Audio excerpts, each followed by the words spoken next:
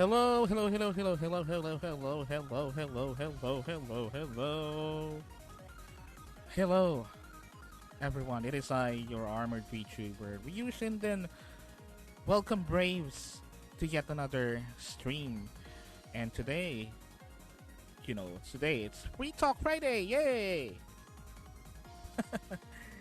Uh, so anyway,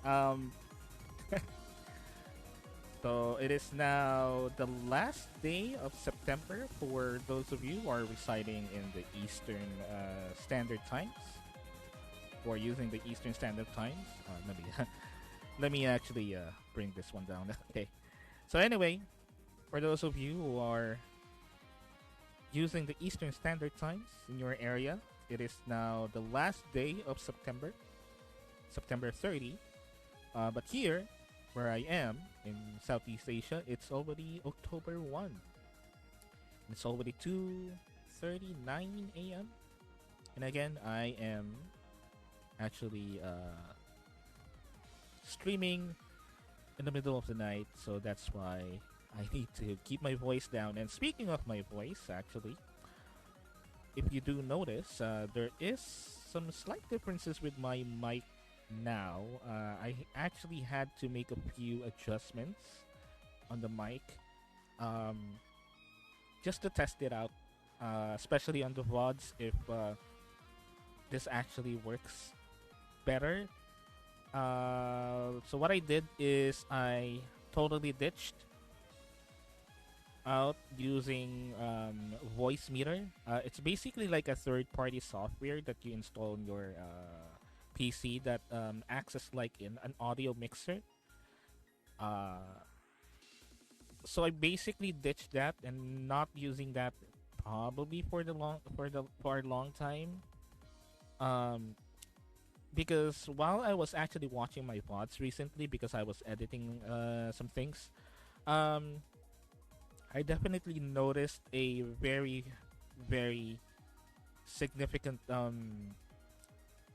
decrease in quality of my voice, to the point that I cannot even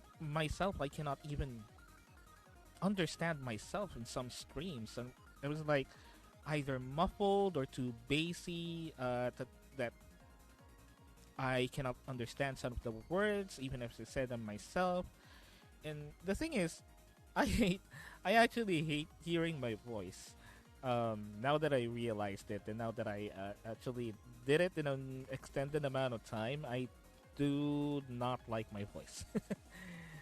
And the fact that the mic itself is not even, properly adjusted and configured. And I was insisting on using this third-party software for audio mixing, which I thought that would make my voice sound better. It seems like that it's just getting worse every time. Every time that I watch my streams, it's like, what? I cannot even understand myself. Uh, so that's why I had to ditch that software and just use the mic as it is, and just make some adjustments, adding some filters through OBS, to make it sound a little bit better, a little bit cleaner, as much as I can. Although I still do need to make some adjustments, probably in the next couple of days, to make sure that I get the best quality for the microphone as I possibly can, in terms of adjusting the gain, the noise gate, the compression, equalizers, and all of those stuff. But I should sound better, hopefully. Now that I made the adjustments, I should sound better.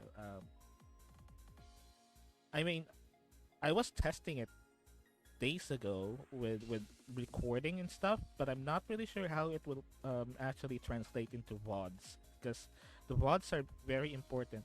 And this is the reason why I'm having a kind of a hard time editing the VODs for some content, for videos on my YouTube channel, which we will be talking about later. It's because the quality of my mic is just so poor, and there's no way for me to adjust it. Unlike if I record like offline, I can go ahead and make a separate recording using, let's say, Audacity or Adobe Audition, which two softwares that I'm using for editing before.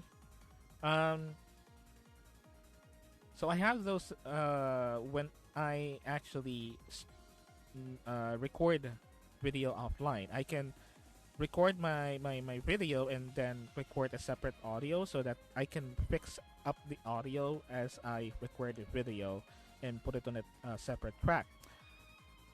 But you cannot really exactly do that, or at least I do not know how to do that with Twitch VODs or live stream VODs in general. I'm not really sure um, how is it with YouTube videos and YouTube VODs, which we will also actually talk about later. But basically, uh, yeah, basically it's unsalvageable. Most of the VODs, I cannot really extract some content to them on separate videos because of the audio is just so bad. It's just so bad. So I'm clinging to hope and clinging to hope that hopefully this one would be much better than the previous videos, so I can at least have like a workable audio that I can, clean up in post, whatever, and not really use that third-party software anymore because I just realized that it made everything worse, literally. So yeah, you are definitely starting to hear my voice a little bit different from the previous streams if you were watching my streams earlier. So you might hear a little bit of a difference. Hopefully for the better. So yeah. So yeah. So how are you? How was your week? It is Friday, end of the week. Um, I'm doing good. Week has been very, very, very, very, very, very, very busy for me, both for streams and off stream, like adulting stuff. Being a 30 plus years old, being a 30 plus year old, individual is something that requires a lot of time and effort when it comes to adulting stuff. So a lot of like adulting stuff have taken so much of my time that I just wanted to have some time to focus on the things that I wanted to work on in terms of like content creation and something about my hobbies basically. So yeah, a lot of adulting stuff. So my week has been very busy, very busy. But I'm working towards something. Not gonna I'm not gonna go into details. You know, not really needed. But let's just say that some opportunities might be arriving. I'm just basically at this point waiting for word from those people. But there might be some possible opportunities when it comes to my employment and my work and basically my career in general. This is something that if whatever I'm thinking is true, I would definitely grab the opportunity to, let's say, be in a different work environment and be in a different situation wherein the type of employment that I had for so many years is now changing. Literally changing how I work, who are the bosses that I'm answering to. Basically, a lot of like changes in terms of how I work and who am I working with. Well, it's basically a new job, but it's more than that. And I'm really, really looking forward to whatever this opportunity. If whatever I'm thinking is true, I'm really hoping for it. I'm really looking forward to it because this basically means a lot of things would change in terms of how my work career outside of uh, me being a salaryman would change. So I'm really excited for that. And I'm working towards that in the past couple of weeks, and hopefully my efforts come to fruition. Hopefully, this will be worth it. I know it's worth it. I actually know it's worth it. I'm pretty sure it's worth it. But hopefully, all of my efforts that I've been putting up over the past couple of weeks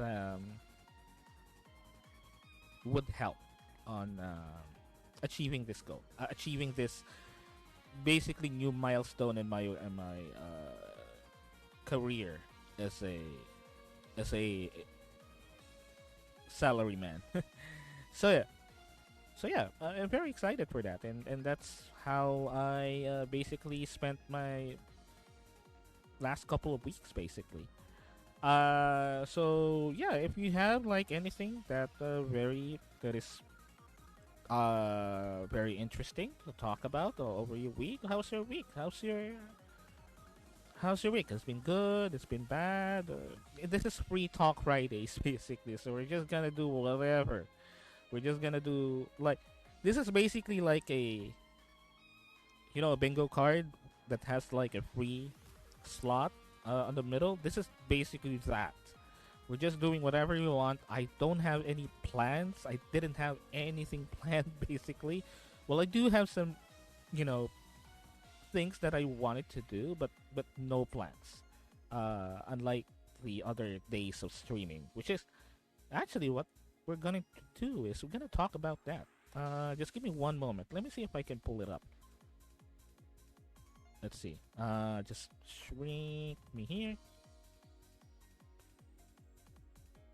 So anyway, I have worked with my limited time, and believe me, this is actually something that I made during work break. Again, I'm doing things on my work break because of how there are some days in my work that I'm just not really doing anything else because the workload has been so like trickling low that there are like stretches of 1, 2, or 3 hours that I'm literally not doing anything. So during those free time, I'm able to like come up with something like uh, edit some photos and whatnot, edit some pictures and whatnot, and this is actually one of those. So basically, what I will be showing is our new schedule. So just give me one moment. Let me pull that one up. I told you, Free Talk Fridays, I don't plan anything at all. I absolutely don't plan anything at all. So yeah, here we go. So I don't ready up for anything at all for Free Talk Fridays. That's basically what Free Talk Fridays is all about. So we're just doing whatever, basically. So, oh, alright. Let's see. Okay. Oop. Is it right? Am I right? Yeah. Let's make it a little... Okay. Oh god. Why is it? Let me check on my settings. I'm not really sure why this happens. I thought I already... Blending mode.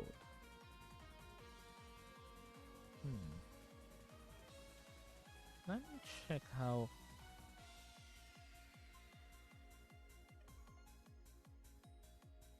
Do I have like chroma keys in this? I'm not really sure why this happens.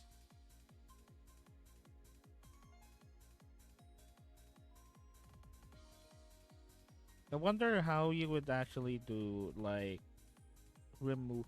I I I swear I did this one time. I swear I did this one time where I was able to like remove the green, the chroma. Let's see. Let me check if I can somehow Hmm.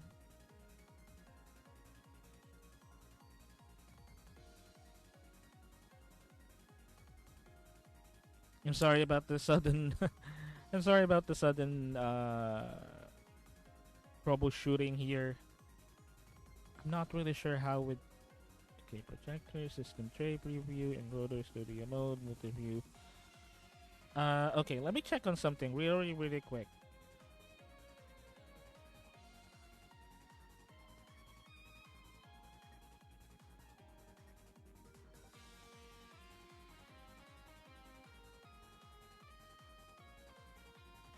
Okay.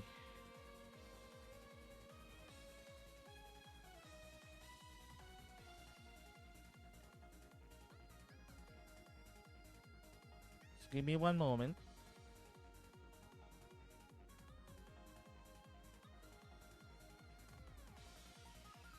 Again, I'm sorry for I'm sorry for the okay, so chroma key filter.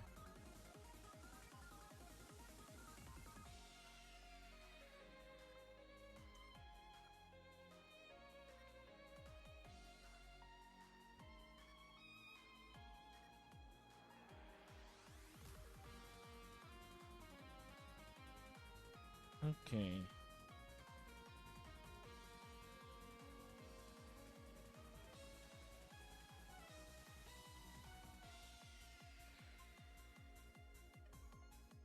Okay, just I'm sorry about this. I'm really really sorry about this. I'm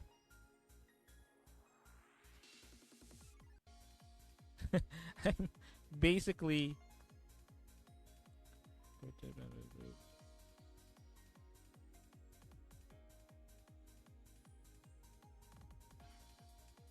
okay, I think I know. Oh, okay. Here we go. Filters. Filters. Chroma key.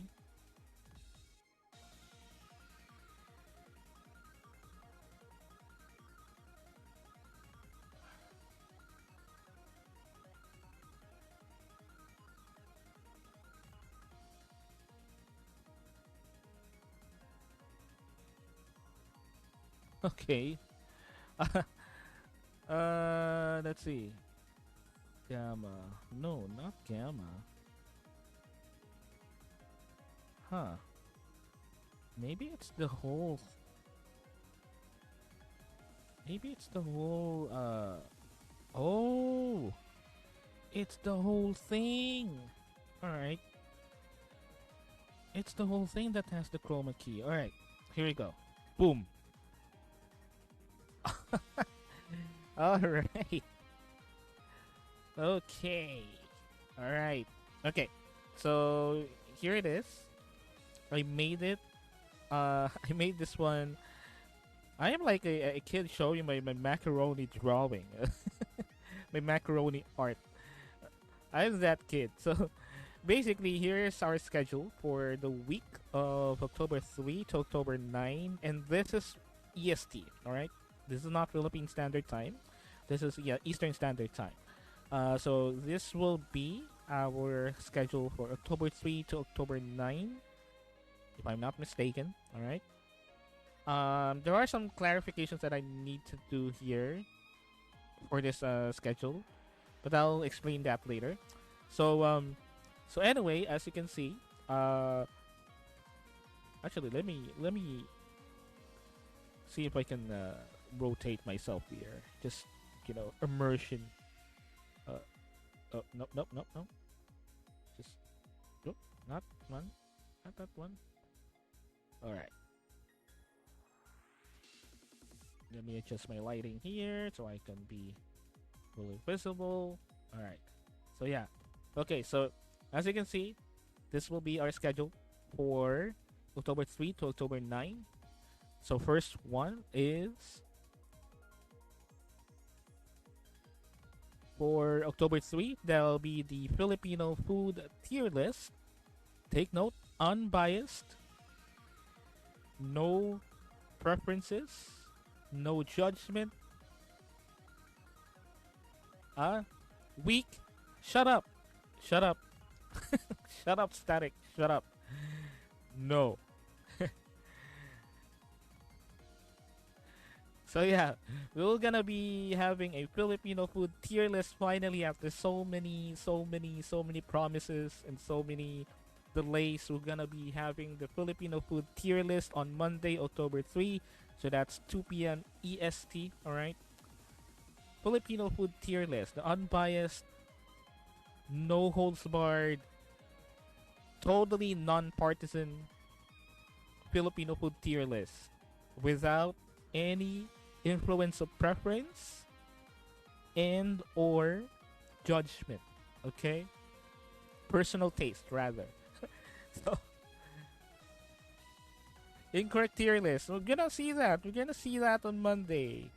We're gonna see that on Monday. You can save all of your hot takes. You can save all of your violent reactions on Monday. Okay, we're gonna do that on Monday. All of your complaints, all of your violent reactions will be answered on Monday on the Filipino food tier list day itself. Okay, so save that. Save that shit for for that day. All right, save all of that hate and vitriol on Monday. Justice for Balut. No, we're gonna explain. We're gonna do an unbiased judgment on Balut on Monday. I'm gonna explain why I would rate it the way that it is. All right, and take note. This is unbiased, no judgment. So I will have a scientific explanation on why I put it on a specific tier list. So again, all of your complaints will be answered on Monday. All right. Okay, so that'll be on Monday. Filipino food tier list. Now, actually, if you have like anything that you can suggest for any other foods, like any interesting like dishes that you can get put in that probably I have eaten before, you can go ahead and shoot up a message on Twitter and let me know, or shoot, yeah, you can post it in chat if you want. But anyway, that will be on Monday. The Filipino food tier list unbiased version. All right, we're gonna finally do that.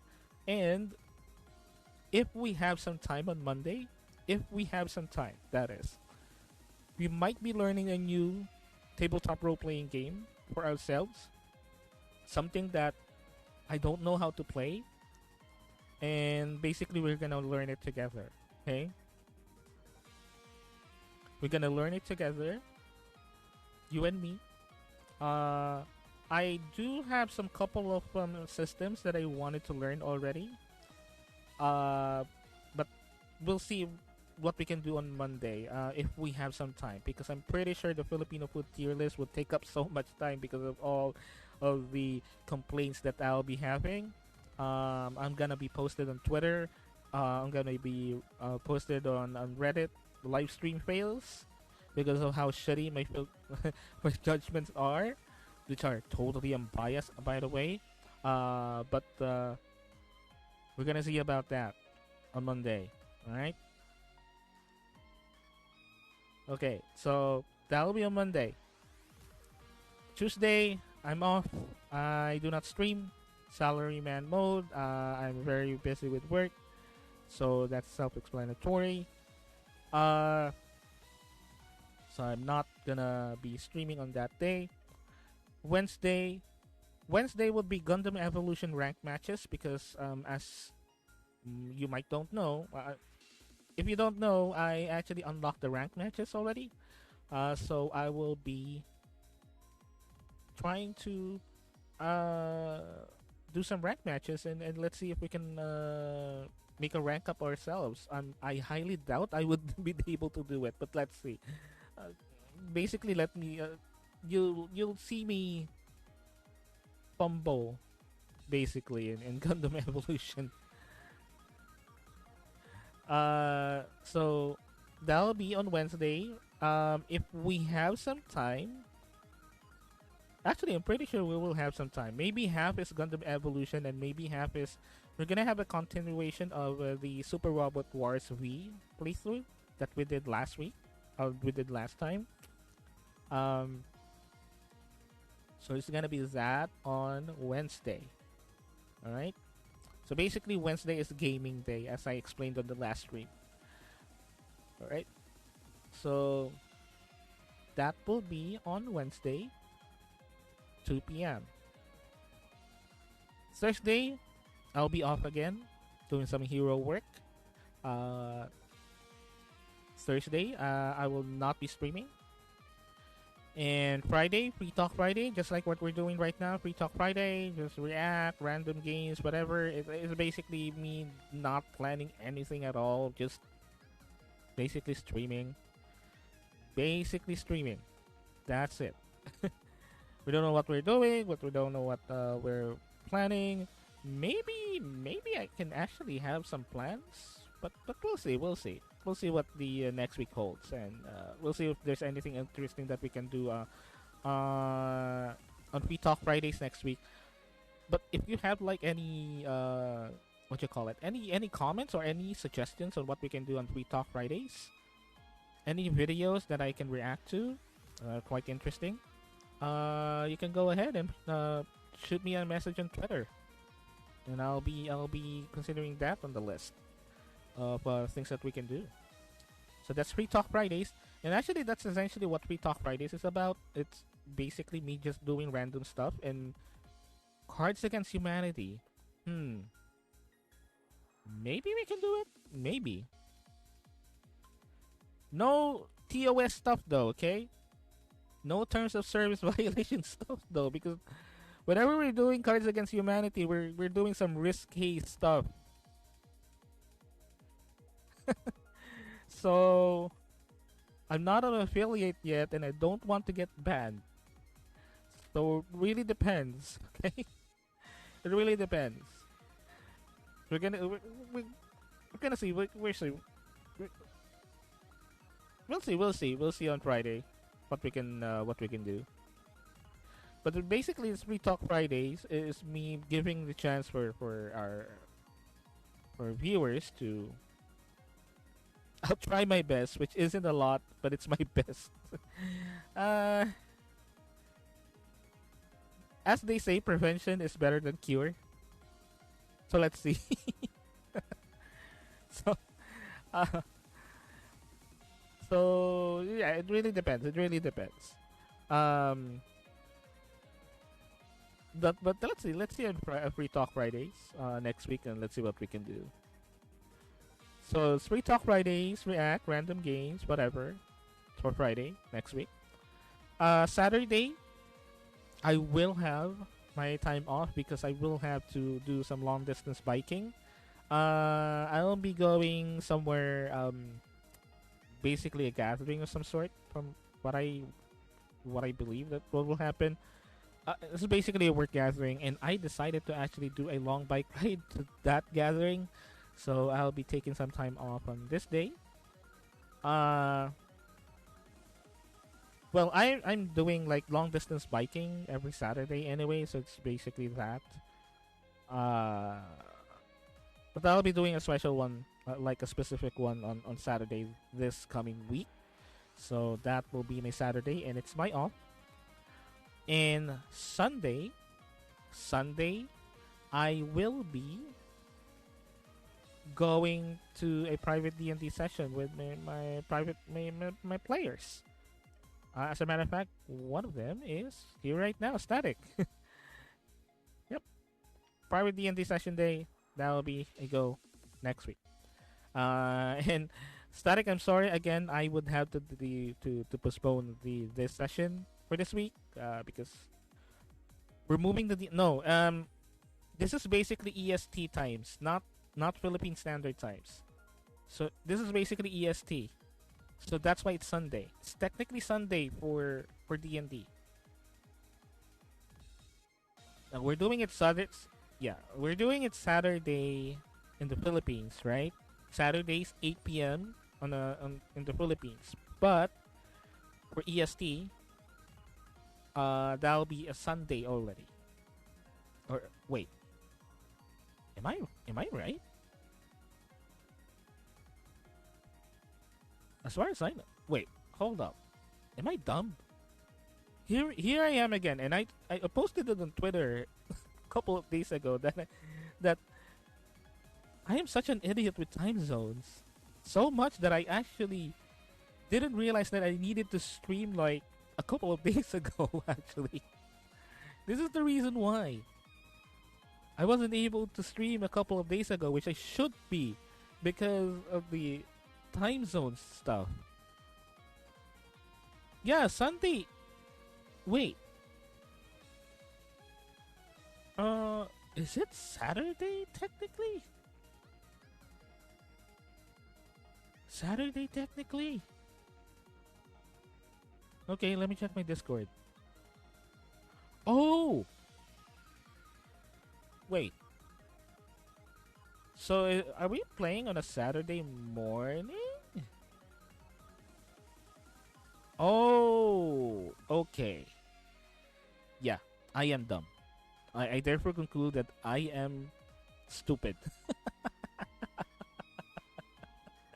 I am very stupid.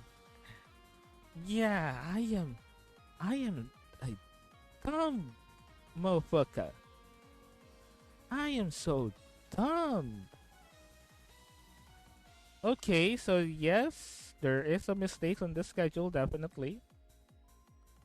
So Saturday is the D&D session day. Saturday morning is this D&D sessions. Okay. Alright, so I made a mistake. And I'm dumb. This is why, okay, let me tell you a story about what happened a couple of days ago, okay? A couple of days ago, alright, my schedule is MWF 2 p.m. for the streams, right? That is my schedule. I am so dumb. I am so dumb that I didn't realize that I was supposed to be streaming a couple of days ago, and I didn't even tell anyone that if I'll be streaming or not. Now, consider this that I am a small streamer, okay? I am a small streamer, and I don't really have that much audience to like let me know that, hey, you should be streaming on this day. What happened? All right? I'm doing this all by myself, at least in the meantime. And I was so dumb that I didn't realize that I was supposed to be streaming a couple of days ago. Because I misinterpreted the time zones.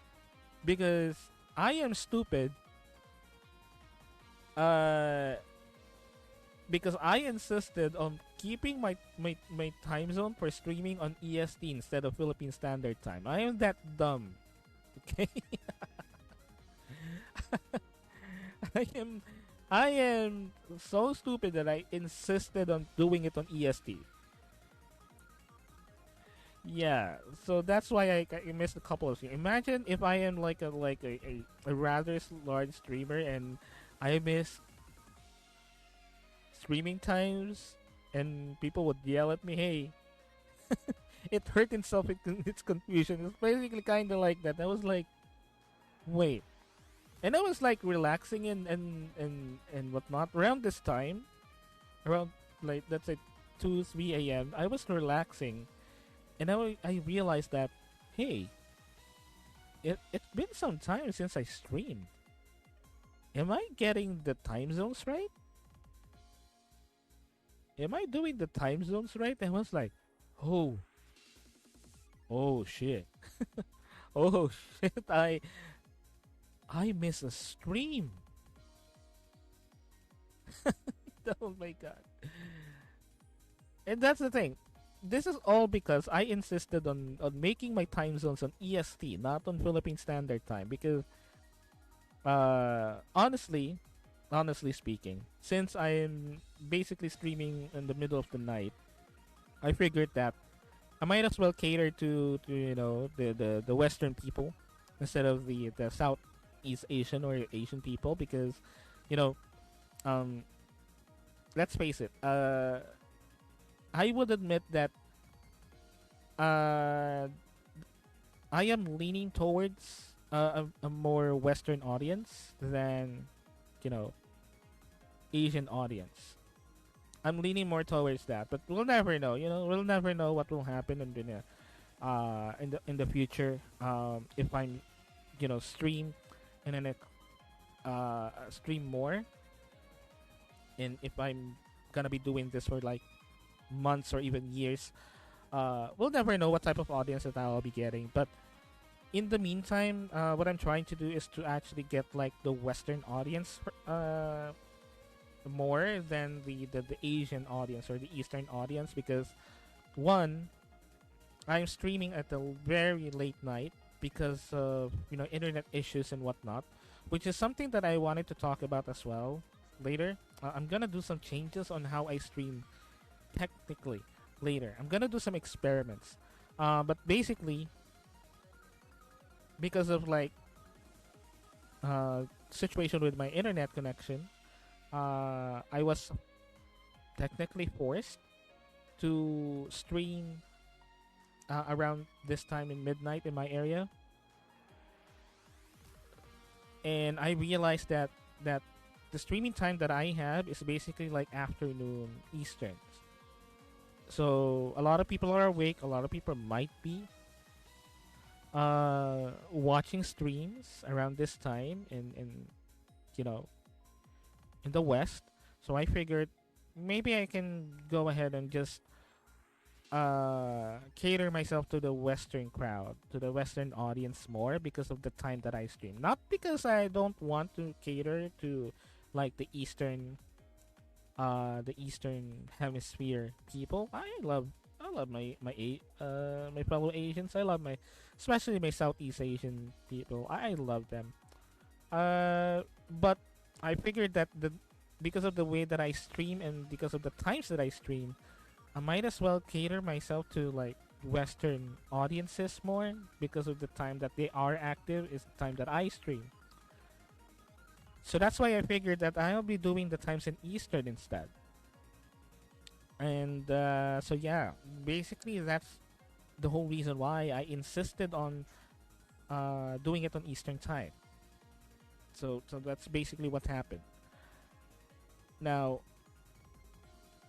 because of that, because of course I am, not working in let's say I'm not working basically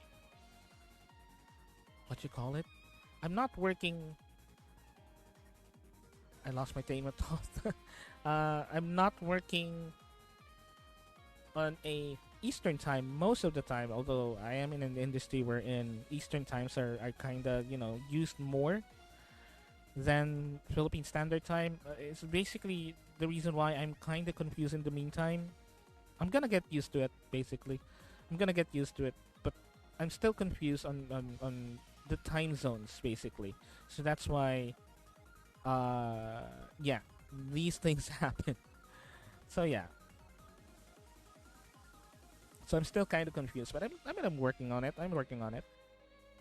And this basically the schedule that I prepared is basically uh has some mistakes.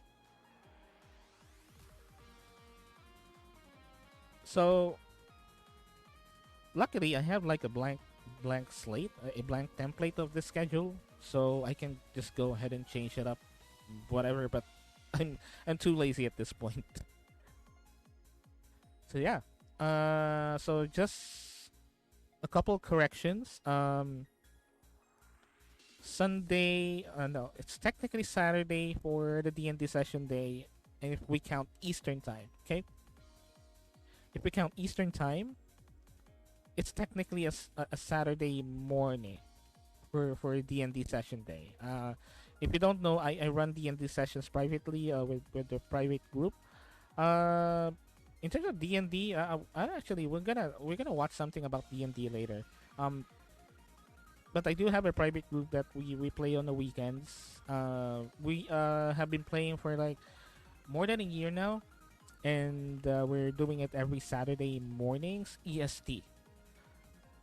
So that's why there's like a couple of mistakes here and there when it comes to the time zones.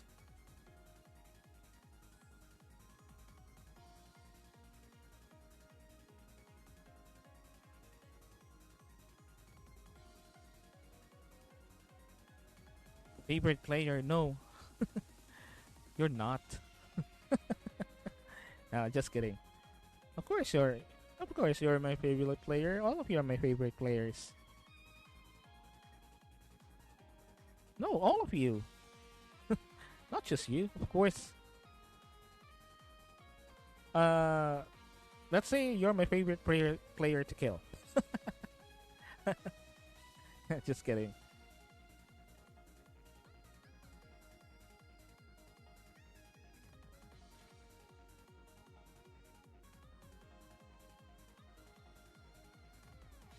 What do you mean? If you don't like having your encounter steamrolled by a beat and max build? Well, I mean, I'm happy that you're able to steamroll it. Actually, as a DM, I'm happy that you're able to steamroll those.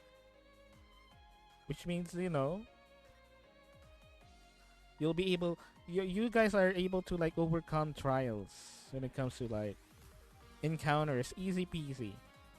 And it makes me, be more motivated to think about other ways to provide challenges.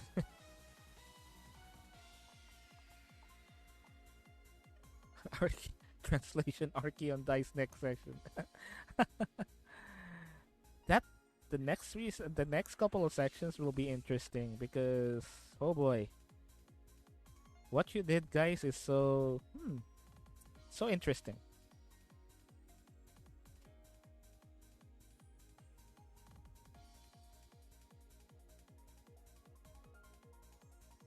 What you basically the what you did on those, well, one of you did basically, is very interesting. So that's why I had to like cancel a couple of weeks of sessions because of the amount of prep that I needed to do is something that I realized that I needed to do more. I needed to cover every base of this because this is something that just it's not that I didn't expect it. It's just that you know it's just something that let's just say that opened up a lot of stuff.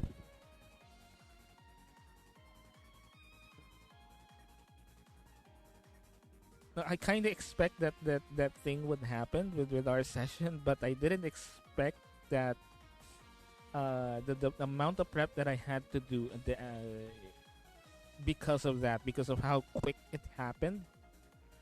I was planning. I was actually kind of expecting it to happen like a few more sessions, so I can have like some leeway or some like momentum built up in terms of like how I prepped stuff. But it basically changed so quickly. It basically happened so quickly that what you call it, that it didn't really caught me off guard. But how can I explain it? It didn't caught me off guard, but I didn't realize the amount of prep that I would have to do in order to keep everything in like everything covered. Did we speedrun again? Maybe. Maybe. There's yeah, it's possible that you may have speedrun in it again. Which is I kind of half expected. I have expected it, but not this quick.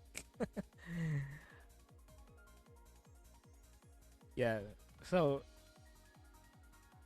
yeah, I'm sorry if I had to do cancel the sessions in the meantime because I just wanted to make sure that I cover every base, cover everything that I needed to cover, just to make sure that that everything runs smoothly as possible. Uh,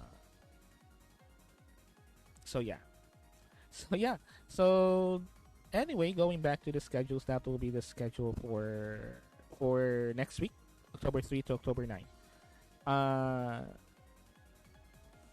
So from now on, I'll be posting schedules every week, as much as I can. And again, as I mentioned, you can always follow my Twitter, so you can have the latest updates on whenever I'm posting, especially the schedules. If I have like new schedules, new plans that I planned out for the week, I'll be doing my best to plan ahead, a week ahead, when it comes to things that we can do and whatnot. So that is our schedule.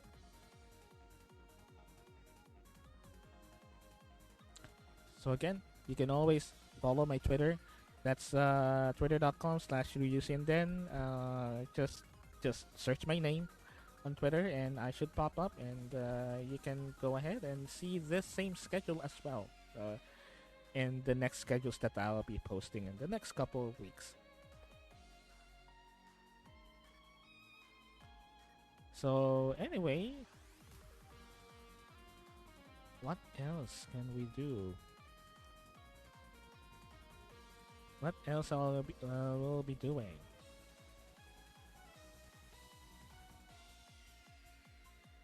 So anyway, Static, how's your week? Anything eventful happened? How's your week? Anything good, bad, basically okay happened? Let me move my chat here because I noticed something. It cuts off my chat. I'm gonna have to make this chat a bit more visible. Maybe we can put it here this time. Okay. Maybe this is good. All right. So anyway, so there's that for the next week. Oh my god, I'm still burping. I'm still burping this weird burp. What I did actually earlier is I went to a place and I ate some seafood ramen. And it's weird. This is the first time that I ate seafood ramen, and this is also the first time that I saw a place. It's a place not far from here. I did some biking because I needed to do some errands outside, and I had this place that I've been meaning to actually go. And there's this seafood ramen that they offer, and then it's kind of weird because I have eaten so much ramen before. I've eaten a lot of types of ramen, from tonkotsu to shoyu. What else? Tandanmen, miso ramen. I am a very big tonkotsu fan. Tonkotsu is like my go-to, always go-to ramen. I like my ramen creamy, so that's why I go for tonkotsu.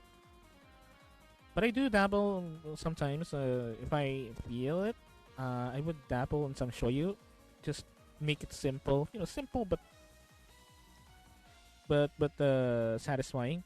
I also go for miso if I feel it.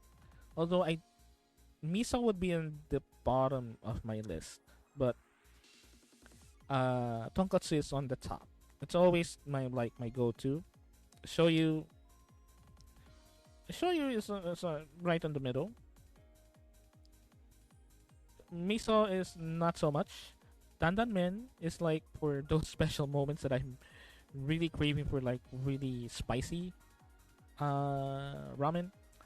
I go for dandanmen, although it doesn't really satisfy me as much as tonkatsu does because of the toppings. For dandanmen, it doesn't really have that much toppings. So you only have like minced beef, pork, depending on what they use. Dandanmen doesn't really have that much topping, so I don't really eat it that much as tonkatsu does, which tonkatsu has usually have like a lot of toppings. But going back, I had I came across this place where they had like seafood ramen, and this is the first time actually that I had seafood ramen ever.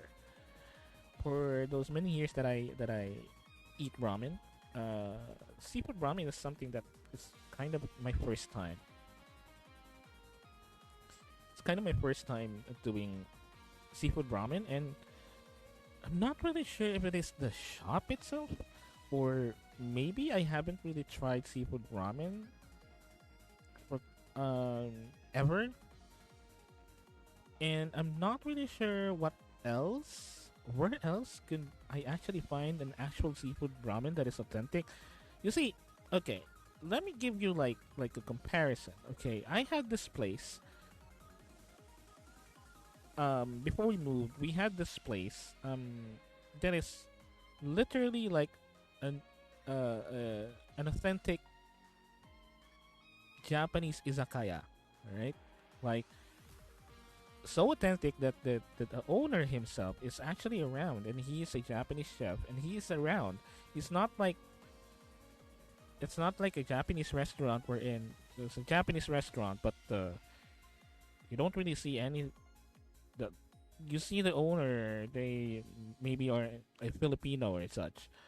But this one is so authentic that the owner himself, you would literally see him cook on the kitchen because of how close the kitchen is from the main dining room. I have this place somewhere near our house that is so authentic that you even see the Japanese owner slash chef running around taking orders. And no matter of fact, I spoke him a couple of times, and then he does own the restaurant.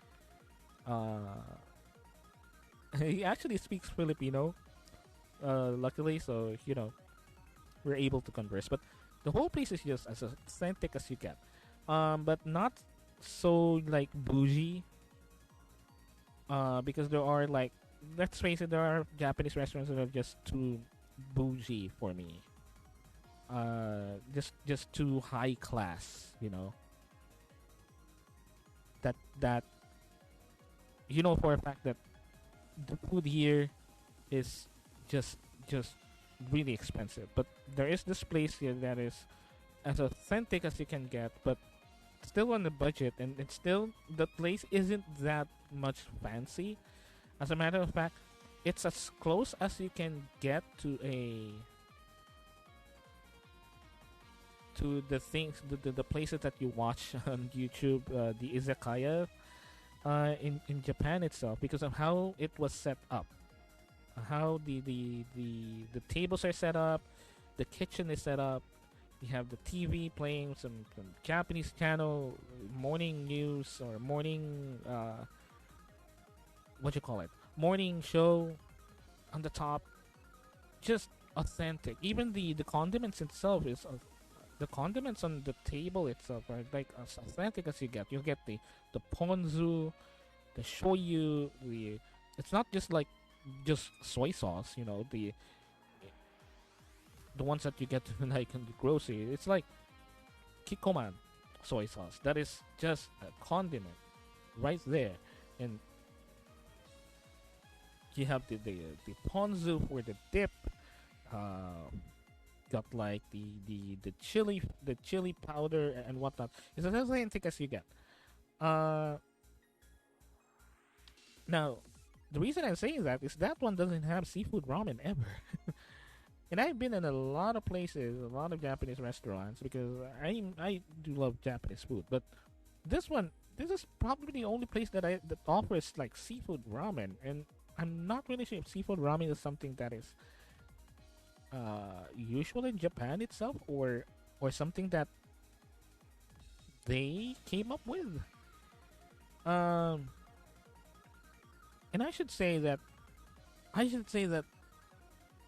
their seafood ramen is actually great. It's actually really good.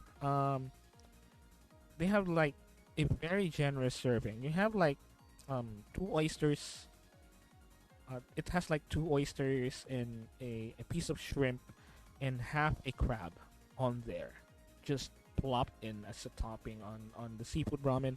And although the noodles is a little bit like I should say dry. It's not something that is firm and I know it's dry because the noodles itself are just like very very thin noodles from the typical like ramen noodles. And I'm not talking about ramen noodles on like the curly ones. I'm talking about the straight ones, the actual ramen noodles. And it's so thin. I'm not really sure if they undercooked it or whatnot. Broth itself is good. Uh, and it's really something. It's not really weird, but something really different.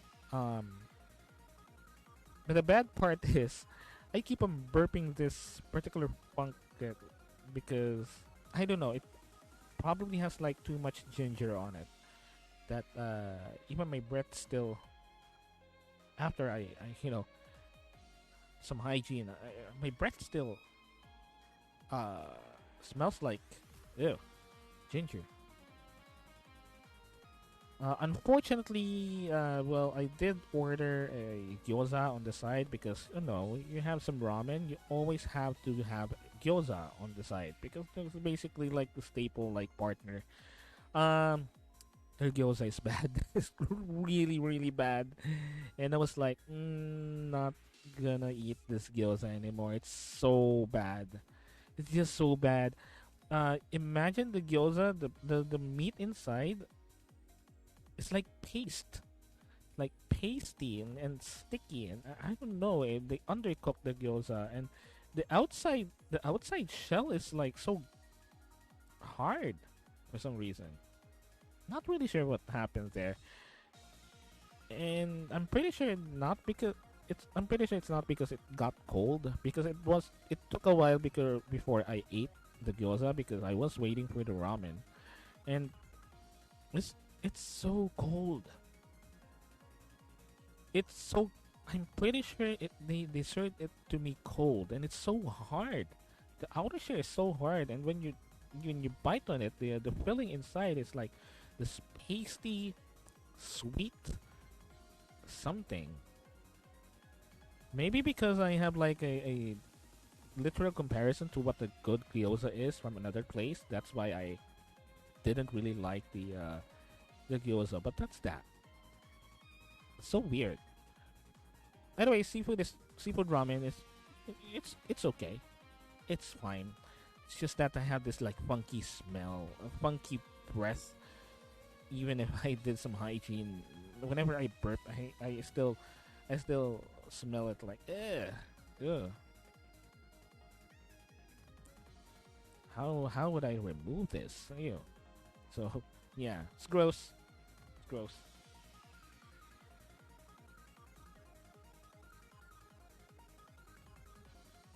So what else? Um, maybe later I would probably go for some, I don't know, some better ramen this time. I'm craving for burgers. I don't know. I'll decide later. But anyway, uh, any food that you find weird? Any food that you like tastes good but it just straight out weird after, like a weird aftertaste and whatnot.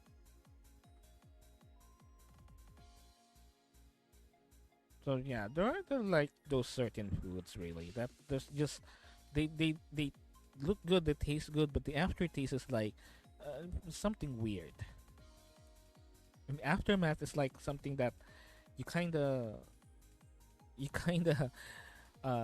what you call it, you kind of regret.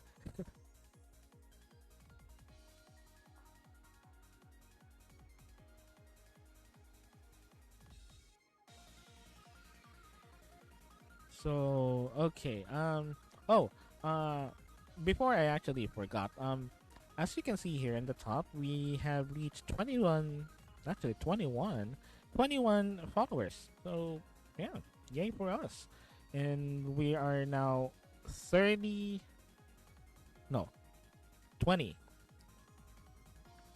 no 30 followers short for the affiliate rank. So basically, we need 50 followers to go to affiliate because technically, I actually did pass the other requirements. Not sure right now. I need to check, but there are some other requirements that we luckily passed. So the only thing that is keeping us from the affiliate rank is technically the followers. So if you are just lurking, that's perfectly fine. You don't have to uh, post in chat, but I would be happy if you'll be so kind and click on the follow button below. Now the thing is, it's not only because I we wanted to reach like affiliate rank. It's also for your convenience. Whenever I stream, you'll be notified and whatnot. Yeah, and so we can greet you on stream.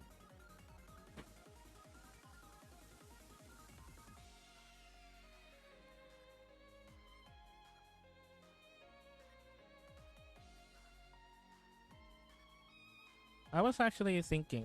You see, I was actually thinking of something that we can do once we reach affiliate rank. Some special, some special treats for the chat. For special treats for the followers.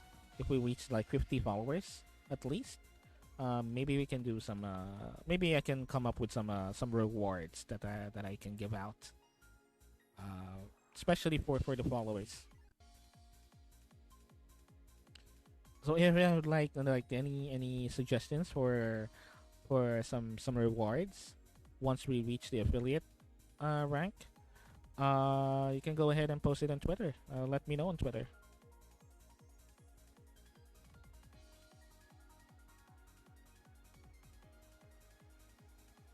I was thinking of doing I was also thinking of doing a push for affiliate stream, like just a whole stream to just push the affiliate to 50.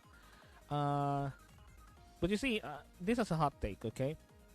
This is like probably a hot take, and a lot of people would probably find this stupid as a comment or as an approach for this kind of thing. But as much as possible, I wanted the follower count or the type of followers that we have on stream as natural as possible. Like I don't want to resort to methods wherein I would force people to follow me or to follow the stream. First, it's because I don't want to I don't want it to be like something that I force people to do. Um, Although I do encourage it, I feel like if I'm forcing something, people that people have to do, that they don't really like or they're not really into. So I feel like guilty whenever I do that. So I don't want that to happen. I don't want to do that kind of method. Uh, the thing is, there's a lot of methods really to gain followers. There's a lot of methods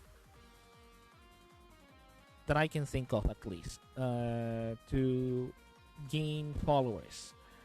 The only difference is, or the only question is, if the followers that you are getting are like natural, like they follow you because they wanted to follow you rather than they follow you because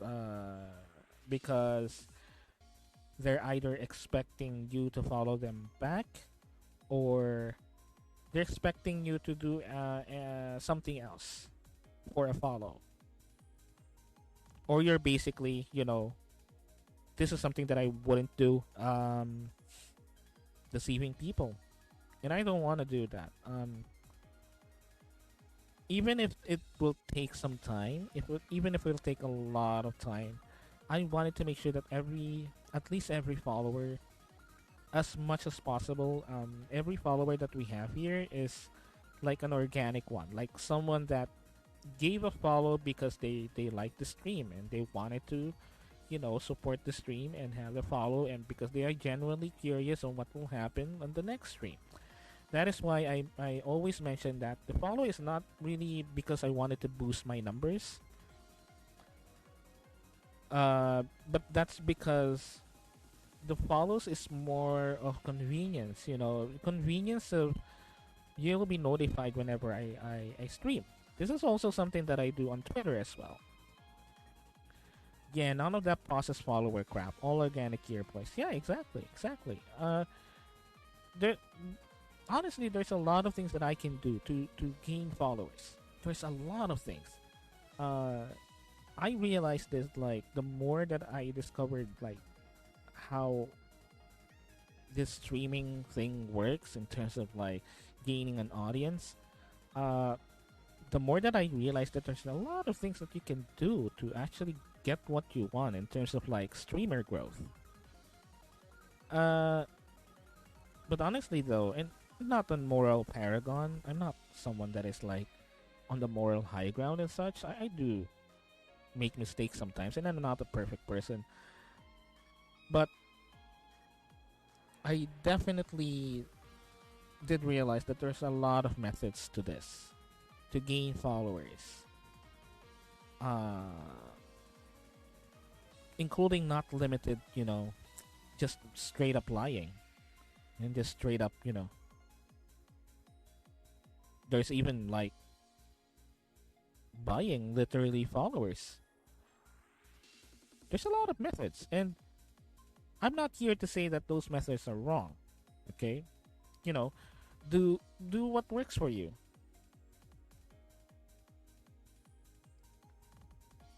There are definitely content creators out there that no, I'm not gonna question their methods. I'm not here to question their methods, nor I want it to be like a paragon of justice and morals, and like call out people that do those stuff. In terms of like gaining an audience and what they do to gain an audience, I'm not here to like reprimand what they wanted to do. It's basically their choice on what they wanted to do when it comes to like gaining an audience and whatever methods that they wanted to, achieve that goal. But at least here for me, even if it takes like months or even years to achieve the goal, I wanted to make sure that every follow that I get is organic. Every follow that I get is genuine. A genuine follow from someone that actually enjoy my content. And I know that I have a long way to be the best content creator that I can be. And it will be a long journey, and I don't know how long it is, but I wanted to make sure that along the way I needed to make sure that every follow is a natural follow. Every follow is not something that uh, I manufactured out of like deceit and double what you call it uh in terms of like I don't want to get a follow because I manufactured it, because I lied to another person about it, or I purchased it, or I forced someone to do it. I wanted that follow, every follow that we get, even just one per stream, even just one or two per stream is all right for me. Even just one for me, I'm very happy. As a matter of fact, I was very happy that there's like one person that watched my stream. Um, Considering that I was playing like a very niche, very um, text heavy, very niche, very what you call it, uh, obscure. Not really obscure, but something that a lot of people don't know. A lot of people don't know kind of a game. And I was actually happy that someone actually watched my stream and enjoyed it and gave me a follow last time. Even if it's just one person. Even if just one person that just came across my stream. At least I know that that person enjoyed my stream and gave me a follow because they wanted to follow the stream. Not because I forced them or I lied to them or I manufactured it or even purchased them. That's why I don't believe in like follow to follow type of gaining followers where I follow you and as long as you follow me. I don't do that because one, I know that doesn't work because I technically tried that before. I technically tried that before and that didn't work. That's why I mentioned earlier that I'm not a perfect person. I am not a perfect person. I am not a paragon of justice and morals. I did things that would contradict whatever I'm saying right now, but I did those things, and that's why I know that they don't work.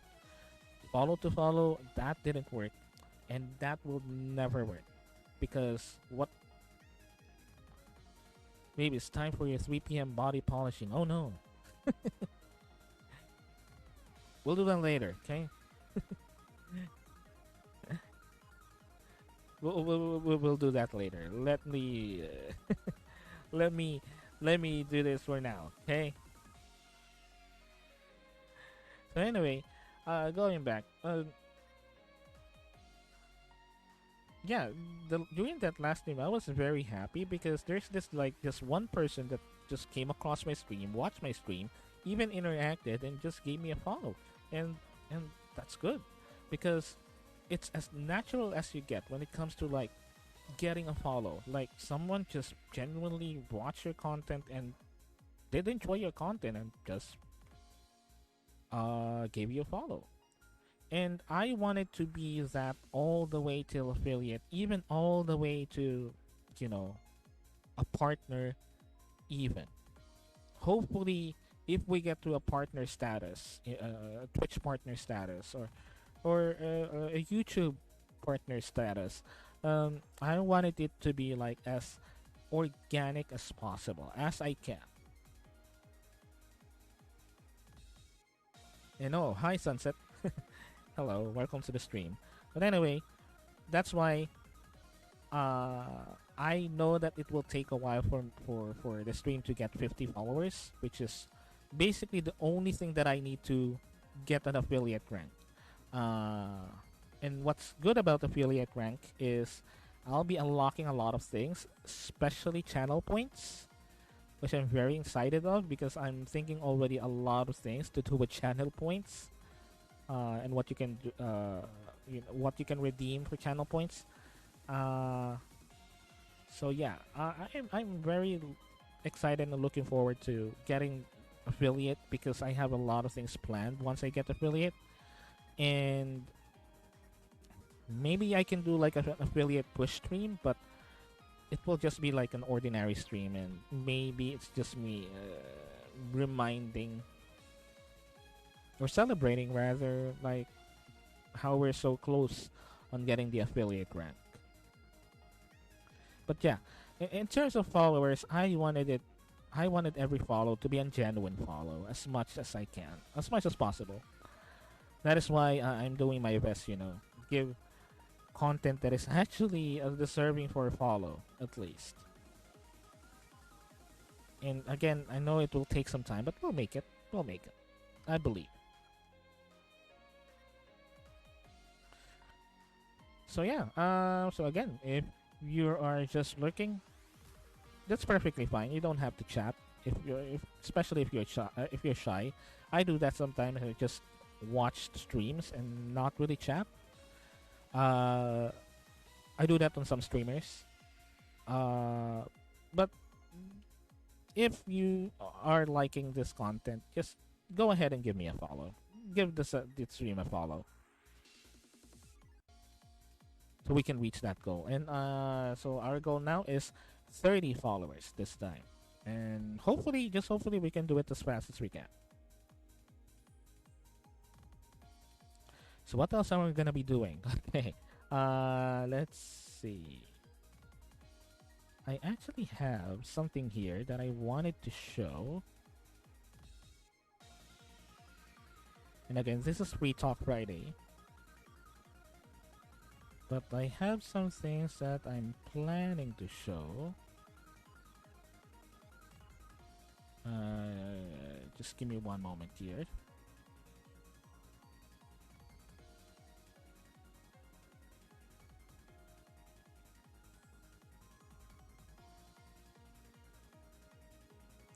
Okay, this one. I think this one. This is quite interesting. I haven't really watched this one. I wanted to watch it on stream. You know, I'm gonna actually talk about something that I watched earlier. Uh, but yeah, I'm gonna watch this first because this is quite interesting.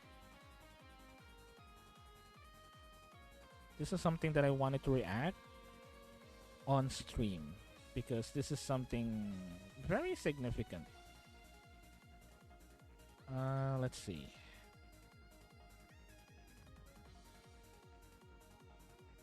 And stop the lewd stuff on chat. Stop the lewd stuff. Okay? We're family friendly stream. Okay, let me move this and let me shrink. Oop, oop. Let me shrink myself.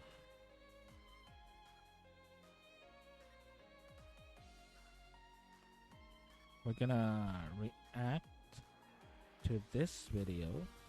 Oh, okay. It played.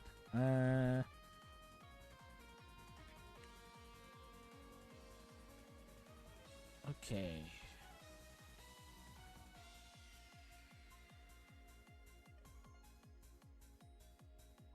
Let's see if this would show up.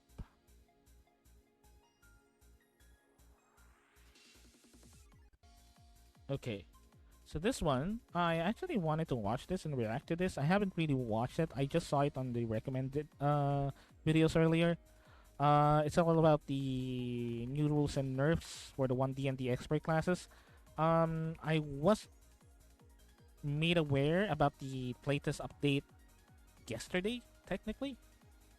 And I have actually gone through the document, but I just like skimmed read it. I haven't really like digested the changes that they'll be making for 1D&D.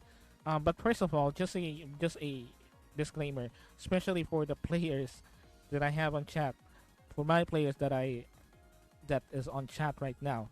Um, we're not gonna be switching to 1D&D if that happens. If 1D&D releases, which is pretty much like maybe years from now, like couple of years from now. If for some reason they did release 1D&D while we're still in the campaign, which I highly doubt,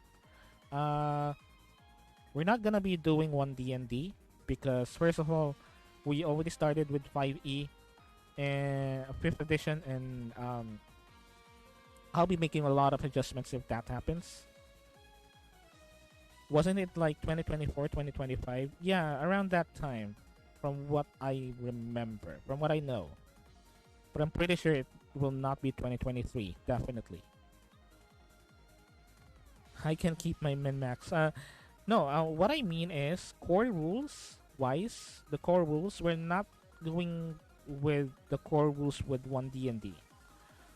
I may borrow some elements from 1D&D here and there, but we're not doing a total conversion. That's what I mean. I'll do my best to help you out, of course. Teamwork. Yeah, thank you for the help. Thank you. I'll be asking for help if, I'll definitely ask for help. But in terms of like conversion to 1D&D system, we will not be doing that in our campaign. So for those of my players on the chat, we're not gonna do it. At least not fully, because again, I may borrow some elements from 1D&D if needed. But again, I highly doubt that by the time that 1D&D would come out, we'll still be playing the same campaign. But yeah, we're not gonna do 1D&D totally. At least totally. Because honestly, I from what I read from the playtest that they have for 1D&D content, there are some things that I exactly do not agree with when it comes to the rules. But the thing is, okay, so first of all, what we're going to be doing right now is we're gonna react to a video by the DM Slayer. He's Luke is his name is Luke. He's the owner of the DM Slayer YouTube channel, and I actually have been watching him for quite a while now. As a matter of fact, his videos help me a lot when it comes to dungeon mastering, like prep work, how to run encounters more effectively, how to come up with like adventure seeds, world building. I would highly recommend if you are a new dungeon master, if you're starting up. I would highly recommend the DM Slayer channel, uh, Luke's channel, because what I like about his videos are the fact that they are very consumable. Because I'm not dissing other D&D YouTube channels that focus on dungeon mastering. I'm not dissing on them. I like them as well. I watch them as well. But my main problem about those channels is how long they are.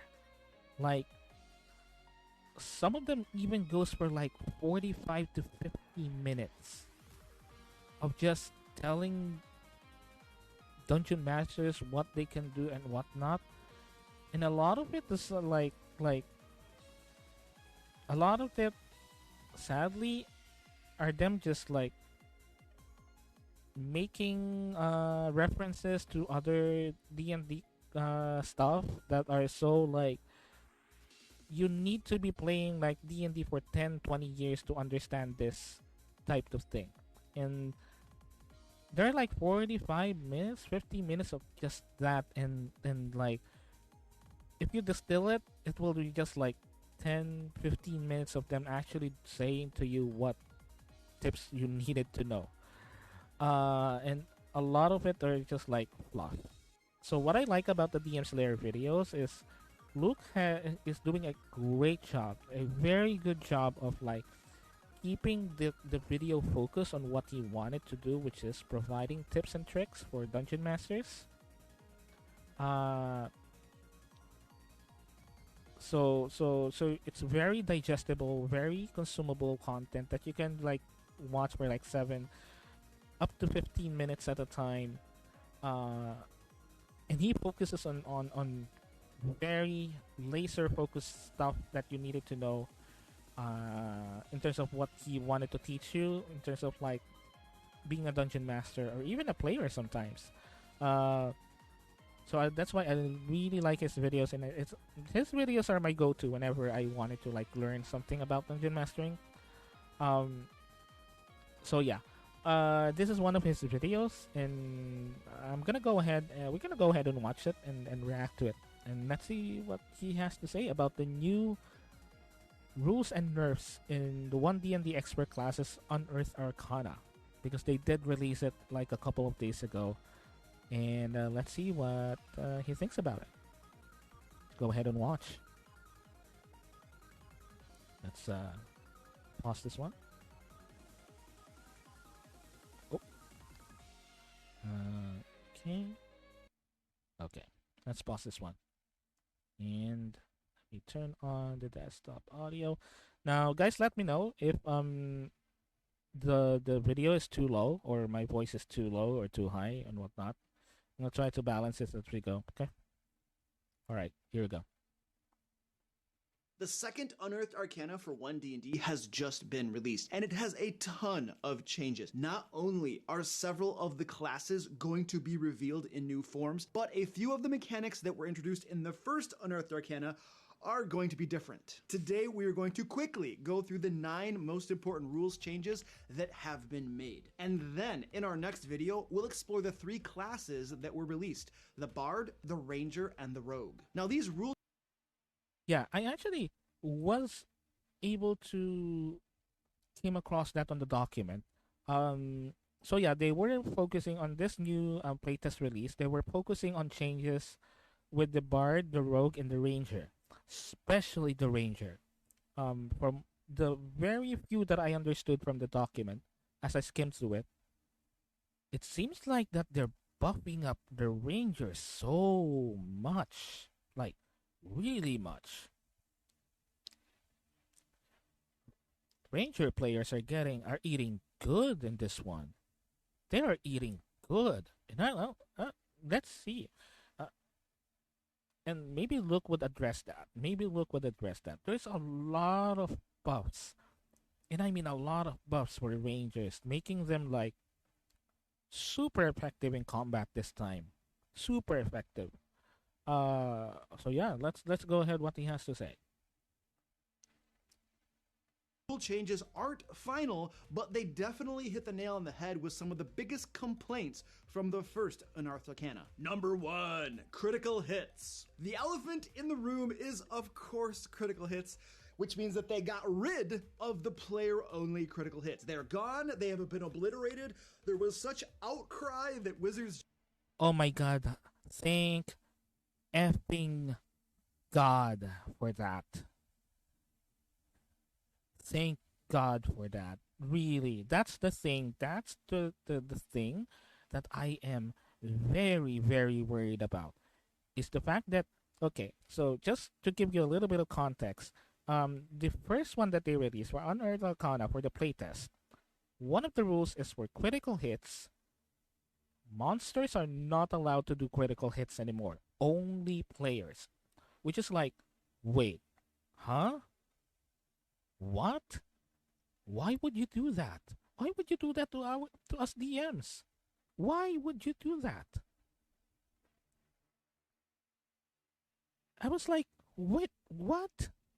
Huh? How did they realize, how did they think that that was a good idea? Because they love me. Frick you. Stop it. No, the whole idea, okay, the whole complaint about it is, if you only allow players to only have players have critical hits, okay, it would destroy the damage scaling. It would destroy how us dungeon masters determine damage scaling. Okay? That basically made adamantine armor useless too. Exactly. Exactly. Adamantine cancels out critical hits. So there's no reason why you wear adamantine if you don't even, the monsters can't even critical hit you at all. And it, okay, the biggest reason here is it the damage scaling has been nerfed so much with that rule. It basically removes the challenge. Just remove it. Just make the monsters easy. They don't get critical hits. And they would probably say, you can just scale the damage. You can just scale the damage. Just just increase the damage if you like.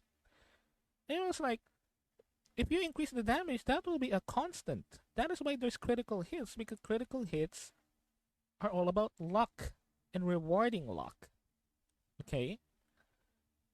And I know that it is like the rules are player centric, but come on. You're you're giving dungeon masters a harder time now to actually come up with ways to make encounters challenging, because the monsters are now not able to get critical hits or to make critical hits. That uh, for all the times that I run D&D games, critical hits from monsters are like a sign that assigned to and actually a surefire way to let your players know how strong the monster is, because it's just basically like the max output damage, right?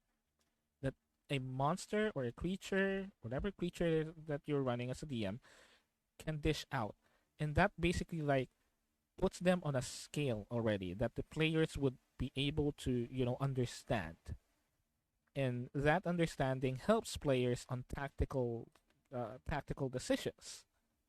That gives players like the tactical awareness that they need, because now they have like a physical scale of how much a creature can actually theoretically hit you by putting in the critical hit scale, the critical hit uh, opportunity, right?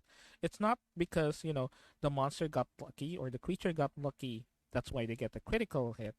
The reason why there's a critical hit is because you wanted to show your players as a dungeon master um a surefire way that your players will be able to determine tactically how much a monster can actually dish out when it comes to like damage scaling.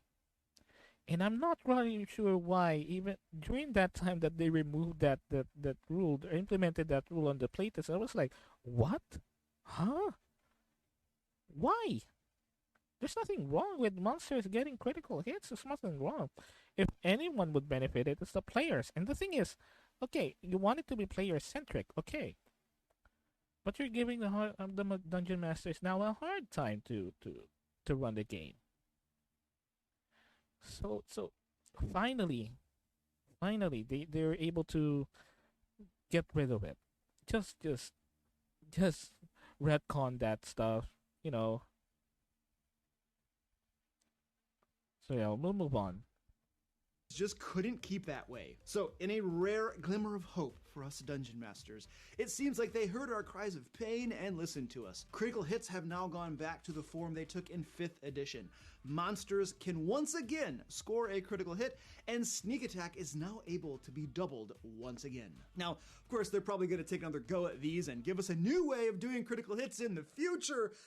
But I've got to say, if it ain't broke, stop trying to fix it. Toru, just don't try to fix it. If it isn't broken, just don't fix it. Just leave it there. I think the main reason why for this is they really wanted to have one D&D be player centric, for especially for new players to have a good time.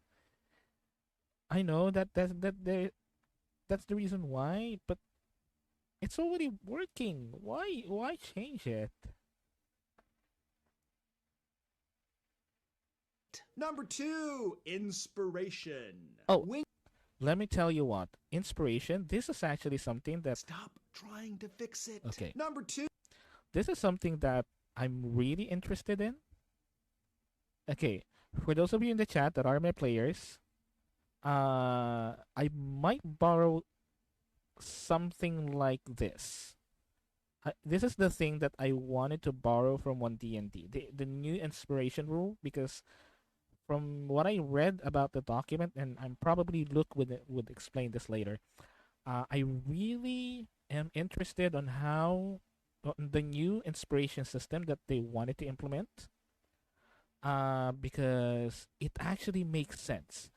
It so makes sense to provide this kind of inspiration. Now, to preface this, they are rolling out a new type of inspiration mechanic. This is on top of the already existing inspiration mechanic that they have. It's either that or they're revamping the whole inspiration mechanic, except for bardic inspiration. And it's particularly the way that you gain inspiration. That's what they changed. But I'm pretty sure that Luke will explain it here in this video. And this is something that I'm really interested on borrowing for myself in terms of like house rules, because it gives so much RP opportunities, so much RP incentives to the players. New inspiration. When you gain inspiration has been changed as well. When I first read the Unearthed Arcana from the first 1D&D release, I thought to myself, wouldn't it be better if inspiration were granted on a natural 1? I mean, after all, failure breeds success, right? It also makes people feel better when they roll a nat 1 and they suck. Oh, I get an inspiration point. It's kind of like, a reward for sucking. But it makes you feel good. Anyway, Wizards listened. In this Unearthed Arcana, if a character rolls a natural 1 on a d20 test, they gain a point of inspiration. Number 3. See why you wanted to do it? It's so good. Okay, so basically, if you get a roll a 1 on a skill check, or actually whatever, technically whatever, if you roll a 1 on a d20 roll, there is a chance that you will gain a heroic inspiration, where you can re-roll that d20, basically. So it's basically inspiration enhanced. Now, the good thing about it is, if you roll a failure breeds success. So basically, it represents your character like it's basically you're representing your character doing their best because of a failure. Trying it again and doing it better this time.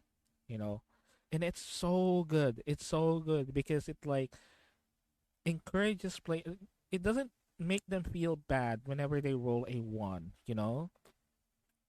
When you roll a one, it doesn't feel as bad as it used to be, because when you roll a one, you're just like, resign yourself to the will of the dice and the will of fates and the luck of the dice, and you don't have anything that you can do about it. You just resign yourself. You go like 5 stages of grief in less than 1.5 seconds with that kind of roll.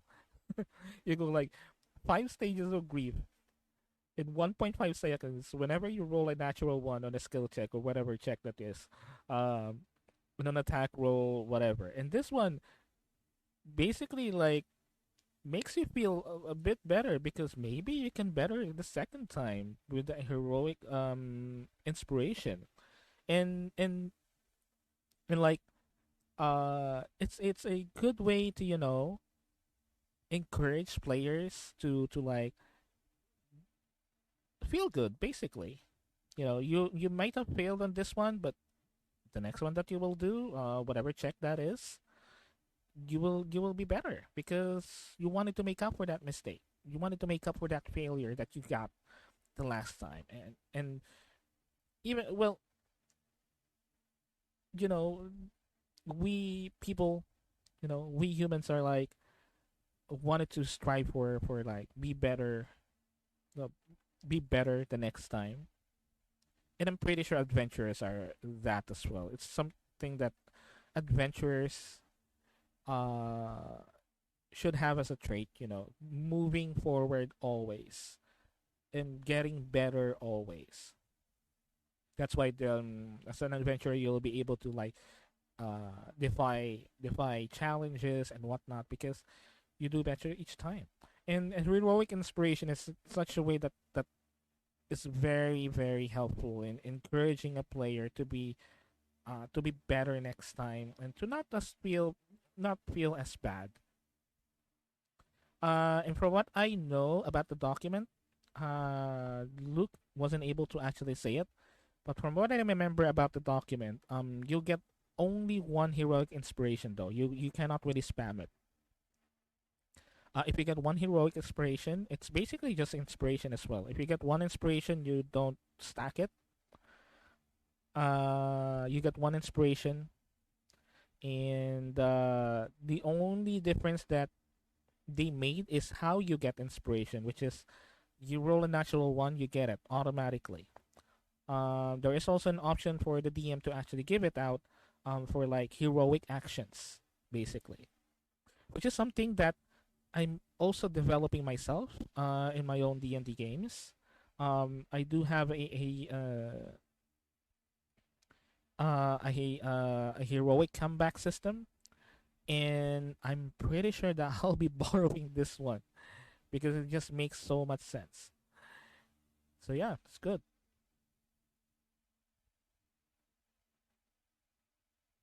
Rolls a natural 1 on a d20 test, they gain a point of inspiration. Number 3, natural 1s and natural 20s. Rolling a natural 1 and natural 20 has been changed yet again. And once again, it is back to the 2014 version of natural 1s and 20s. I mean, it's like, let's change it. No, no, no, change it back. Okay, so what does that mean? A natural 1 or 20 on ability check or saving throw is not an automatic failure or success. Yep. Okay. So that one is something that, again, I'm not really sure why they changed it. But again, if it ain't broke, don't fix it. If it ain't broken, don't fix it. Okay? Natural ones and natural 20s, they don't exist on skill checks. Okay? Natural one is an auto failure? No. I don't count that as an auto failure. Why? Because you also have expertise and proficiencies to add it, and the ability scores to add it. So it's not technically all auto fail if you roll a one. You won't get as much success, but it's not an auto fail, and it doesn't make sense to make it an auto fail. Same thing with natural 20s. Natural 20s for a skill check is not an automatic success. it may give you like a lot of things more than what you're asking for, but that doesn't mean you will succeed in everything that you will do. Because there are, and I mean, even myself, I set difficulty class or DCs. I sometimes set them to 30s or even 40s, depending on the situation. Uh, there are just supernatural things and supernatural situations. But whenever you go for a skill check, I set it to 40 because it's something that you need a lot of things that can succeed on this. You need something out of this world or out of this realm to even succeed on whatever you're doing. And you need a lot of help on whatever you're doing. So I don't set natural 20s on an automatic success. Uh, there are things that even if you roll a natural 20 and even if you go as high as 30 for your skill checks, there are some things that you will still fail because of the circumstances that is involved in the requirements it will take to you to succeed on whatever check that is. And again, this is something that I'm happy that they were able to just go back and retcon back to the 2014 version because it doesn't even make sense why they had to do this. You know, I mean, it's easier if you get natural 20. You're successful. You get natural 1, you fail.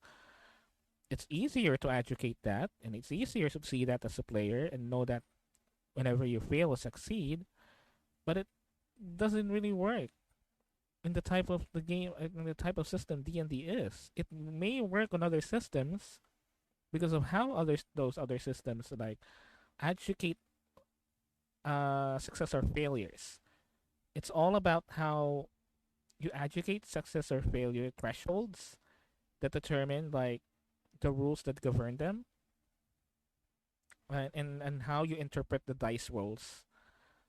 In the case of D&D, it's D&D is a system wherein auto success and auto failures is something that doesn't really work in the type of dice system D&D has. So yeah, yeah, I'm glad that they reverted it back. I mean, this sort of feels like a mixed bag because especially once saving throws start becoming impossible to succeed on or impossible to fail on at higher levels usually, the game does seem to fall apart. So they were trying to fix it and then they're like, no, let's go back. Wait, do you smell bacon? I'll be right back. I tricked him with the tried and true bacon ploy, but I already ate the bacon. Anyway, I'm here interrupting your fine video to deliver a sleazy plug for Lair Magazine. If you're a new dungeon master like me and you aren't sure Okay, where to start when ad. it comes to creating D&D 5th edition adventures, traps, puzzles, digital maps, and all that other really hard stuff, Ad. the DM need to do and get I'll make your the light now. Hey, get out of my chair. Number 4, the light weapon property. This is one big boon for anyone who wants to dual wield their weapons. If you have two weapons with the light property, you can now make your offhand attack as part of the same attack action. Yep. Get ready for fighters making even more attacks and everyone trying to dual wield because why wouldn't you want to do this now? Yep, this is something that also it's so interesting. Okay, so basically they made some changes on the 2-weapon fighting. So you can literally do 2-weapon fighting on the same action, on the same attack roll. 2 weapons with the light property.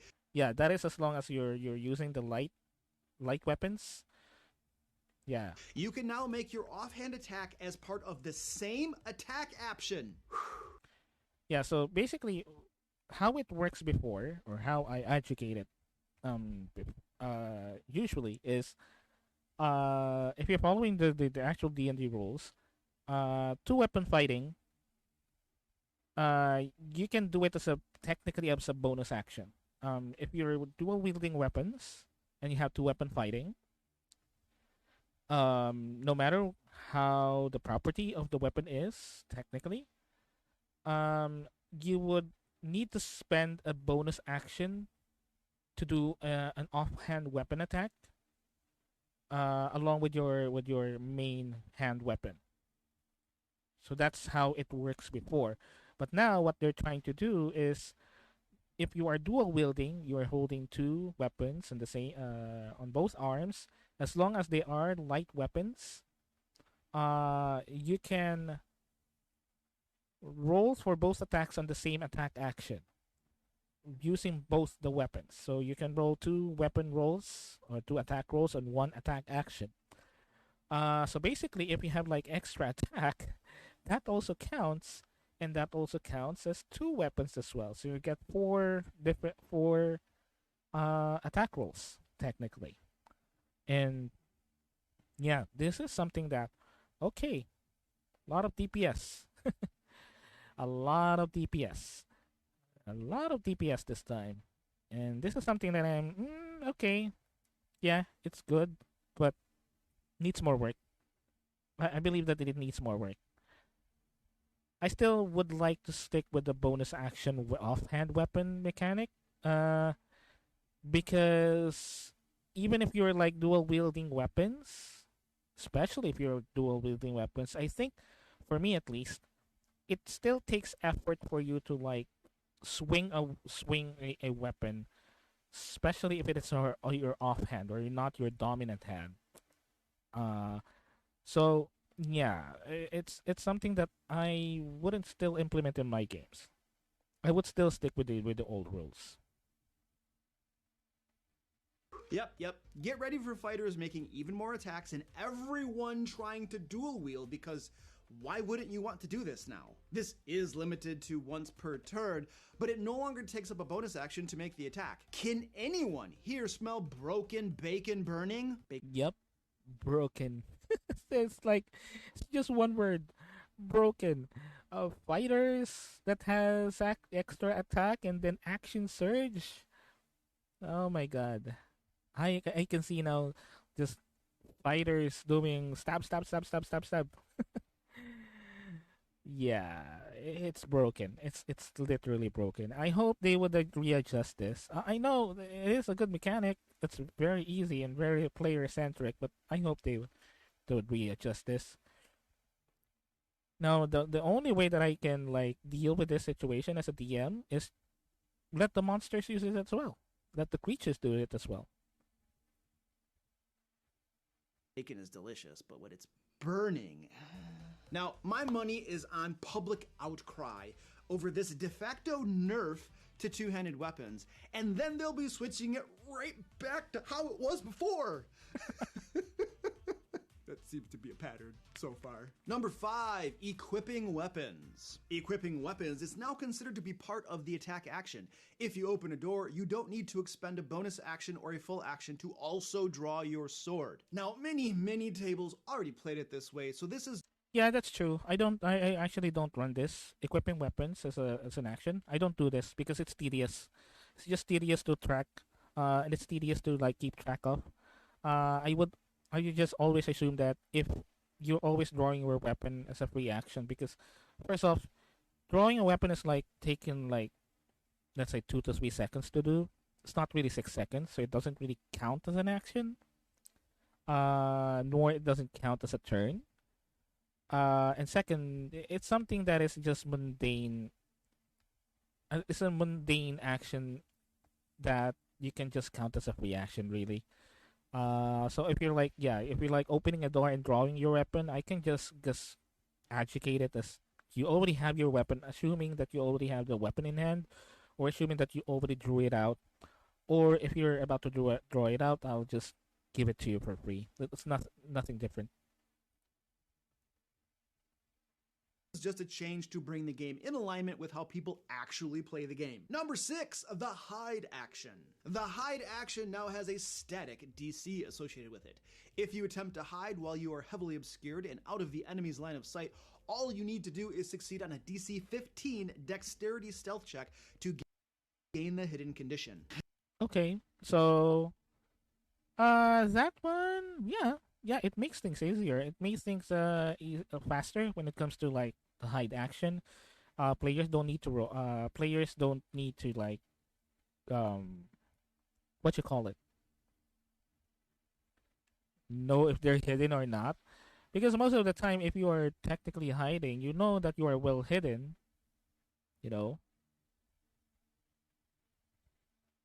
In my opinion, this is yet another attempt at fixing something in an ineffective way. So in a future video, my team and I will be sharing a more effective fix for you to use in your games, and hopefully for wizards to use in 1D&D.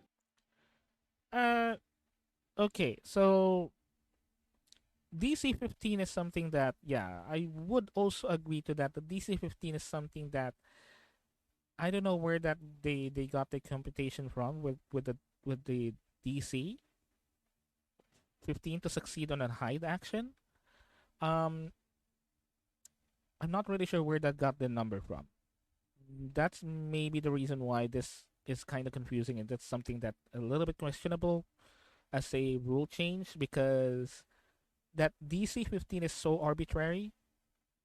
But something that it is unknown where they got their number from. I would love an explanation why they got the DC number, the DC 15 threshold for hiding. But how I do it is okay. How I do it in my games is if you wanted to hide, yeah, you can go ahead and hide. You would just need to roll a stealth check, and if you roll low, I will tell you. If you no matter if you roll low or high, uh, I would just tell the player that yeah, you think that you are well hidden. You try to hide. Okay, you try to hide. That's all I can say. That's all I say to my players. And what I do is whenever it's a monster's turn and that monster is like either actively searching for targets or near the player that is trying to hide, let's say probably around 20 to 30 feet, I would roll a perception check for the creature to see if that player will be detected.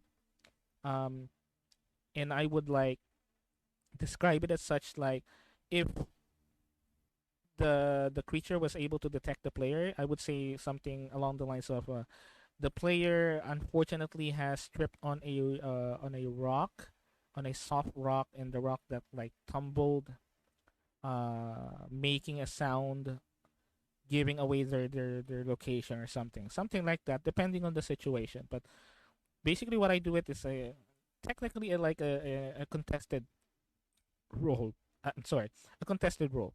So basically, the DC depends on how high or low the player who is hiding rolls on their stealth check. That is technically the DC. The creature that is trying to find the player character, that's what they need to beat. It's much easier.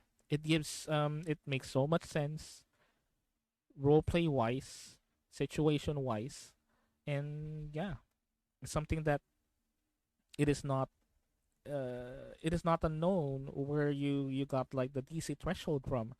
It really depends on the player and how well they hide, and it also gives like an incentive to like rogues that have like high stealth values to make sure that they have high DCs whenever they try to hide. It's not something that they just need to the creature that is looking for them just need to beat like 15 DC, or the player needs to beat for them to be able to successfully hide. Yeah. So moving on. Number 7, influencing a creature. Attempting to influence a creature by talking to it is now a full action.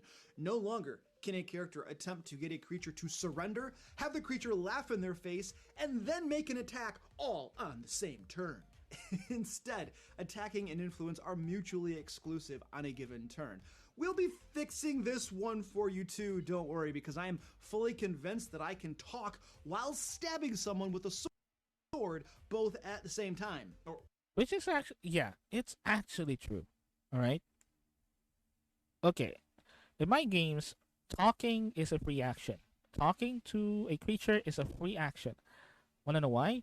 Because again, This is something that is a mundane task, that is a mundane action that I don't count as a full action. Because again, you can talk and do something at the same time. And second, talking, it doesn't really take so much, especially when you are in a combat encounter. Uh, Now, the only times that I count talking as an action is if the talking actually affects so much on how what's going on the battlefield, or on the combat encounter, or a role play encounter. Uh, how I educate like talking is, yeah, influencing. Now, in one D&D, they made influencing a creature as an action, but for me, a better way to do it is, if you're trying to do anything, any interaction or any roleplay interaction that would affect so much of how the combat encounter would go, I would count it as an action. Otherwise, if you're just talking, uh, I wouldn't count it as an action. Now, influencing a creature is something that I can count it as a mundane action. I can just give it to the player and see if they will be able to, convince the creature. The reason why I wanted to make it as a mundane action still is, influencing a creature is something that is very, very hard to do, even if you're a player with a high charisma persuasion score, because it really depends on the disposition of the creature that you're talking to. It's not something that you can always do it right away, and you can always make sure that you're effective, that is effective as long as you have a high charisma score or a high persuasion score. It's not how it works, because even if you're a very charismatic person, it really depends on the creature that you're talking to, on the disposition and how they treat you and how they see you, on what response they will get, that they will give. Now, from the document that I read, they are like, what you call it? They are segregating it to how the disposition of the creature is to you. But I would, I noticed that it is so mechanical. They wrote it in such a mechanical way that I don't really like what I'm seeing. Um, Again, influencing someone is something that is totally depends on the situation and many factors to have it like mechanically go down to like three dispositions, like indifferent, friendly, or hostile. It doesn't work like that, really. It doesn't work like that.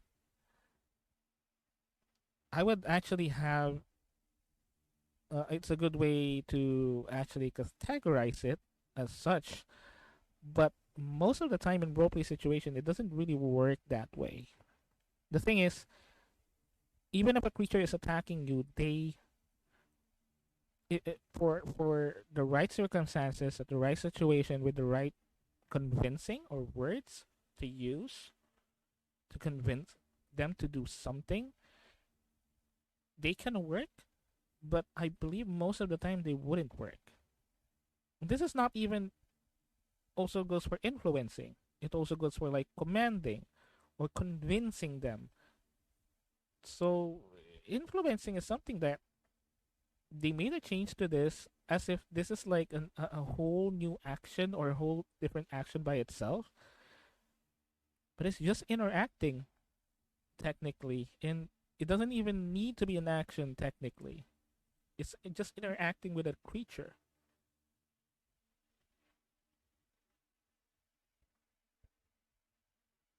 Or two light weapons, actually, because now everyone should really be dual wielding, right? Number 8, searching. Likewise, searching is now an action as well. Technically, it always has been an action, but not too many groups ran it that way. However, what has been done is codifying more clearly what things can be detected by using an action with certain skills. Now searching as well. Now searching, I would do that as an action because it's something that may take more than 6 seconds. It's an activity that would require a character to do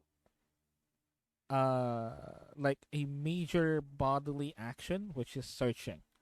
So they're not really just searching with their eyes; they're searching with their mind, and sometimes even with their body. So it I wouldn't count it as a mundane action. I would still count it as an action, and it will still spend an action to search for something.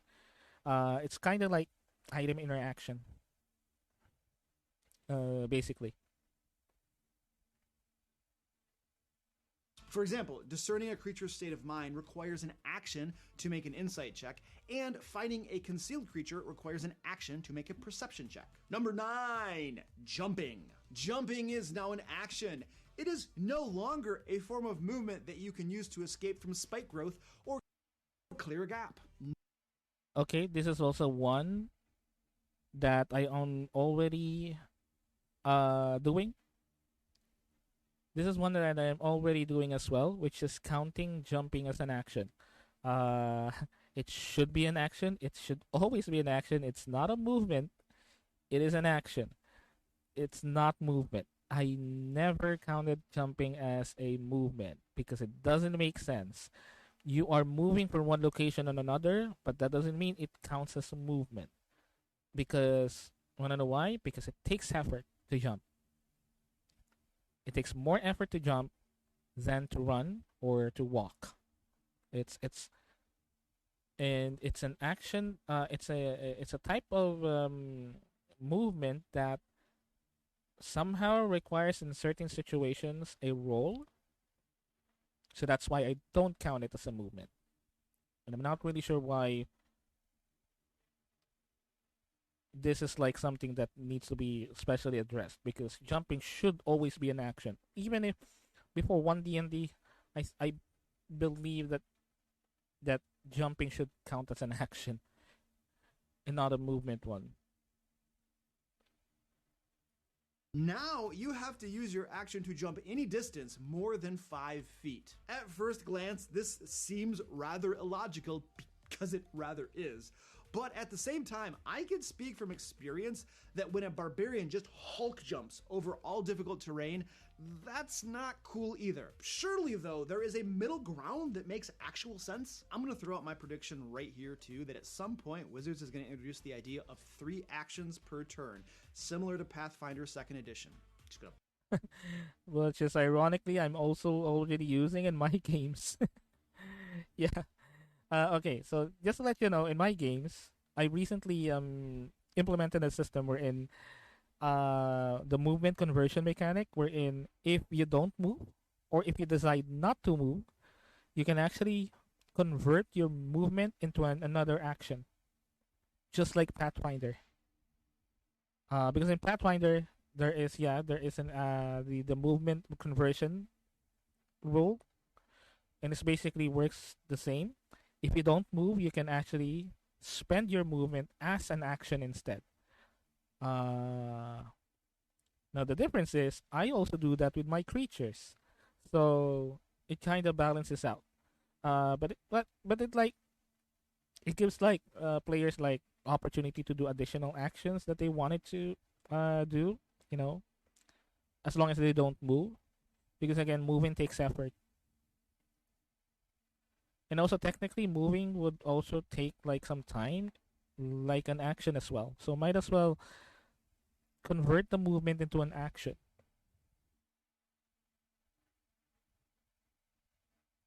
put that out there right now because I think a lot of these rules that they're putting out there that don't quite work with the idea of one action, one movement, and one bonus action, and then a free interaction with the environment per turn. A lot of the rules that don't really work with that would work really well with 3 actions per turn. Now, if you want to learn more about 1D&D rules changes and all of the things it's breaking, check out either of these 2 videos right here. Or if you'd like to reduce your prep time as a Dungeon Master with Lair Magazine, you can become a DM Lair patron at the link below. Alright, so yeah, that's the new rules and nerfs in 1D&D expert classes by the DM Lair. Go ahead and subscribe to him. Yeah, so it's very interesting. A lot of these changes are more of like fixing things that are not broken. But I understand that it is a playtest, and they're still surveying people, on things that needed to be adjusted, needed to be done, and whatnot. This is basically like a beta test to them, and I'm pretty sure that this will still change over time. Um, but right now, what I can understand with the design philosophy that they're going for with one D&D is the fact that what you call it, it's the fact that they are doing it on a very player centric way, that they're giving like more incentives for players, especially the new ones, to uh play D&D more easily than before without being overwhelmed by like so many rules and whatnot. Because again, that I would also agree that that is something that a lot of new players are being apprehensive from playing playing on the table, is the fact that they had to like be introduced to so many rules. Uh, and I think that Wizard of the Coast is trying a lot of things to make one D&D as player centric as possible. And yeah, I do understand that, because players, most of the time, players they think that most of the time players would purchase the books, players would purchase the subscriptions to D&D Beyond and whatnot. But honestly, it is actually the dungeon masters that do the purchasing and not the players, from my own experience. So, uh, yeah, it is very player centric still, even with these changes. But I am also kind of glad that they are trying to do some changes, like they're backpedaling a bit with things that doesn't really make sense or doesn't really need any changing at all. Or it doesn't really make sense in terms of like, why did they nerf this or buff this or change this and whatnot. But yeah, again, this is a playtest, and I'm pretty sure that we're getting a lot more updates in the next coming months or so, in the next coming years or so. So yeah, that is the video, and very very interesting.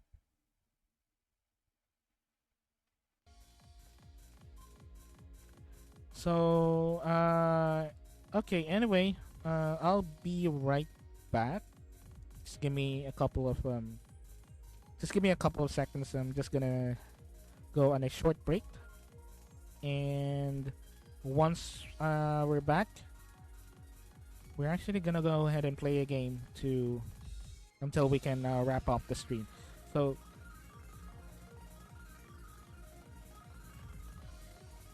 just don't go anywhere. I'll be right back. I'll be just taking a very, very, very, very, very, very short break. Right? Don't go away.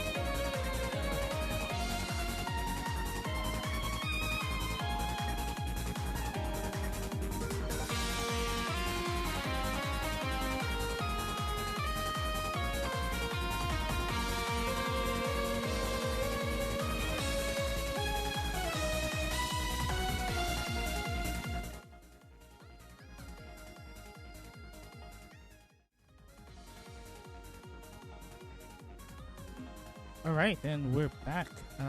Okay, so anyway, here's what we're going to do now. So what we're going to do now is again, uh, I did say on Twitter that we might play something. Um, Although this is Free Talk Friday, but again, this is so random that just basically,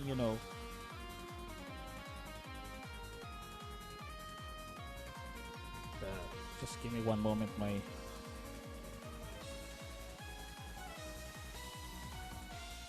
weird, my mouse doesn't work for a second. So basically,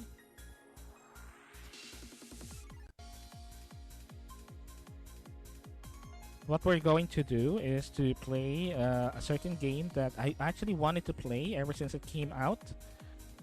Oh my god, the music is so loud. So I actually wanted to play this game for quite a while now since it was revealed and it came out. I thought I was just gonna give it a shot and then let's see if we can actually go far in this game. Because again, this is like Free Talk Friday. It's basically doing whatever we want. That is including playing a game. So let me switch out the. Let me see if I can do this.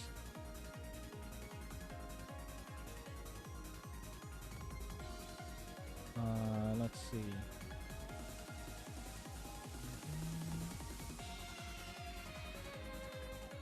Capture.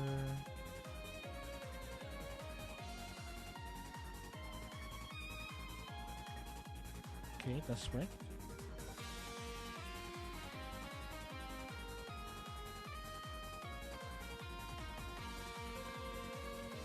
Okay, and let me change this up.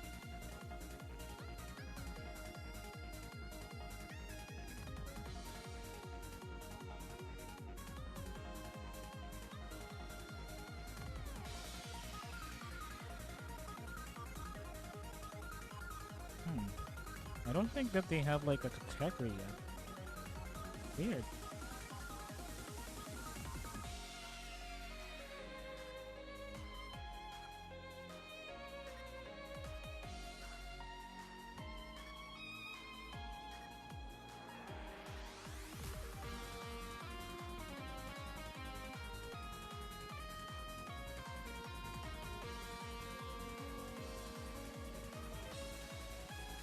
Okay. So what we will be playing today is a game called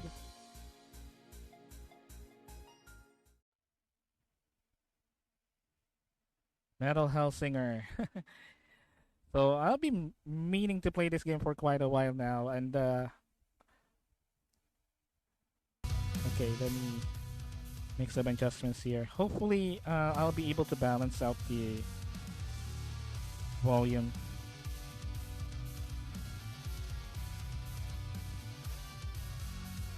Hopefully I'm not too loud and I'm not too soft, because this game is actually really loud now that I realize it.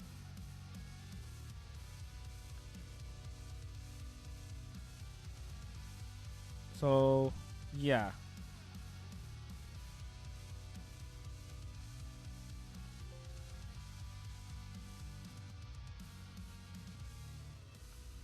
This game is actually really loud, so hopefully you'll be able to hear the game and you'll be able to hear me as well, because will be a very music-centric game. Basically, Metal Hellsinger, from what I know, is a shoot 'em up, a first-person shooter, and the special thing about it is, one, it has metal, heavy metal tracks from well-known metal singers, metal bands, and second, it is a first-person shooter wherein you, whenever you whatever action that you're trying to do, uh, you can sync it to the beat of the music to get like increased damage or increased like points or whatever. So that's basically the whole gimmick. So yeah, this ever since it came out, I was very actually eager to play this one. So we'll see. I'm just gonna play it a bit until we end the stream. Until the end of stream probably. So just give me one moment. Let me adjust some things.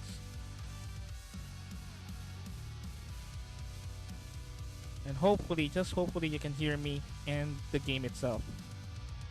I'll be able to like adjust or audio balance it because I have no way to actually check it on other sources in the meantime.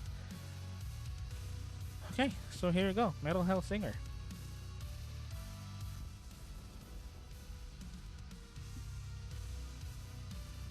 Let me readjust myself. Make sure that I'm comfy here.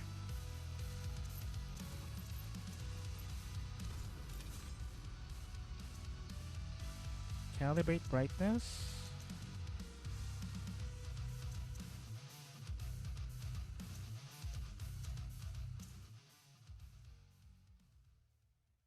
Okay, so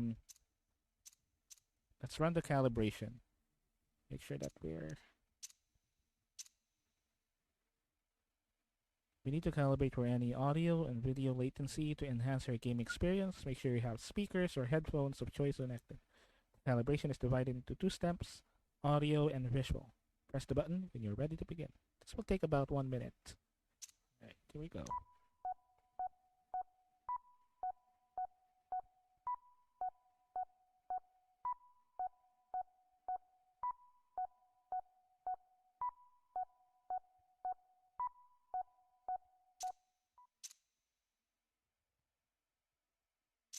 Let's redo it.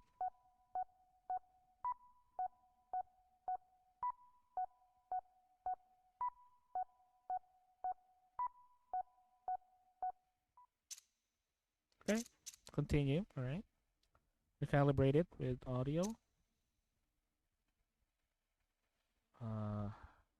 Let me disable something.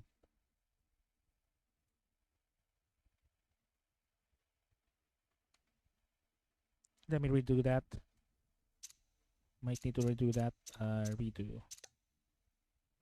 Pup, pup, pup, pup, pup, pup, pup, pup, pup, pup, pup, pup, pup, pup. Okay, so I think we're good with that.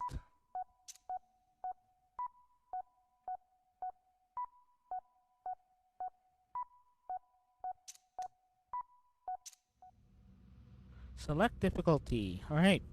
So, I think we're just doing this, so maybe we can go with like normal. You can change the difficulty at any point in the health select menu. So, GOAT.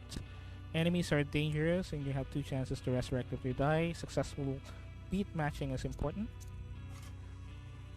So, that's I think normal. Lamb. Encounters are less dangerous. You have 3 resurrects available and beat matching is forgiving. For an innocent lamb or interested in a more relaxing experience. So that'll be easy. Beast is enemies are very dangerous and there are no resurrects available if you die. Precise beat matching and keeping fury and hit strike high along with sigils will be crucial to succeed. For a demon veteran looking for a challenge. I guess we'll just go with the GOAT. We're just like really enjoying this. And I'm not a total gamer. Hell of a night for a story, ain't it? Well, set her down. Look at them stars. And I'll tell you one. South heaven. Way south. There was this soul. Special, I mean to say. This soul came to hell just like a tune comes into your head. Nobody knew why or where from. Oh, they knew. She had a score to settle. Oh, it's a she. Now, demons not being the most creative types, they just called her the Unknown.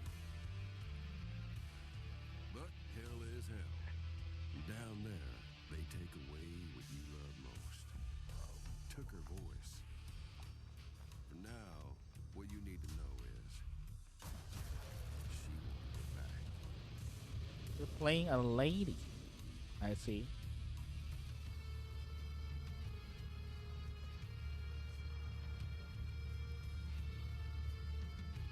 Now this here's the Red Judge, ruler of the hells, the devil, with a capital D. A capital D.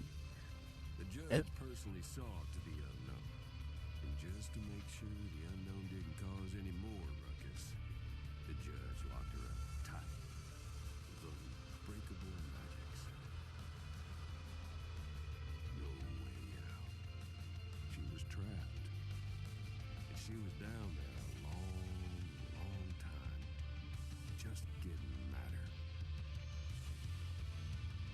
Would have stayed there forever if I hadn't called. You see, the thing is, just because the unknown couldn't break those magic gates herself, don't mean they can't be broken. And just because Judge stole her voice, don't mean she'd never sing again. She looks badass. She actually looks badass. Alright. That's it. We're moving sweetly, using dash, pressing shift, 3 times per row, make a combo, give your score, and fury. Oh. What is happening?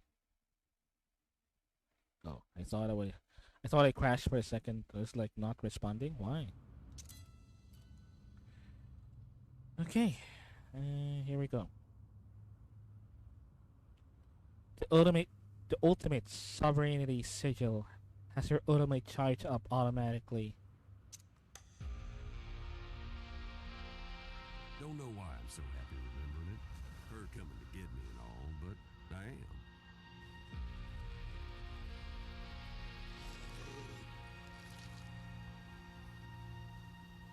It's like a storm coming from far, far away. I felt it in the air.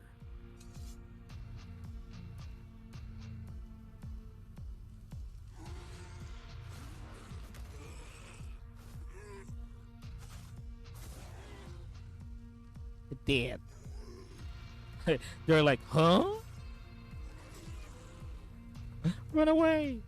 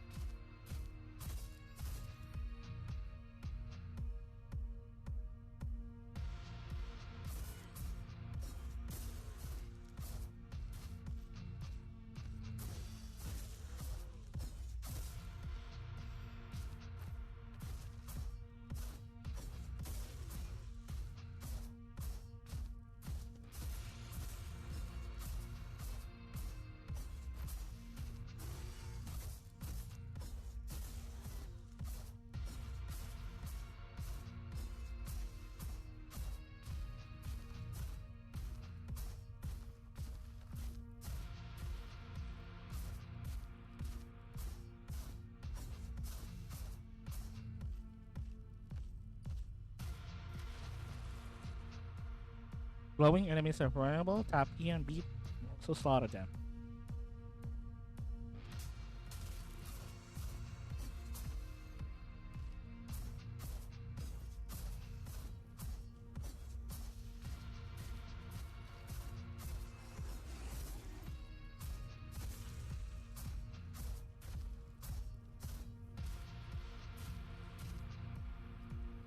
Okay, alright, getting it.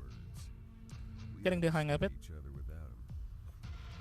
Guess it sounds like love at first sight, don't it? You see, the whole universe has a rhythm. Well, it's kind of my pulse. And when I'm with her, we sort of become one.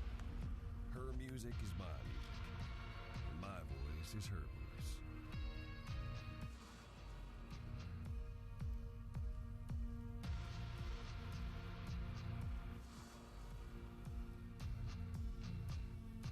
So it's a little bit hectic.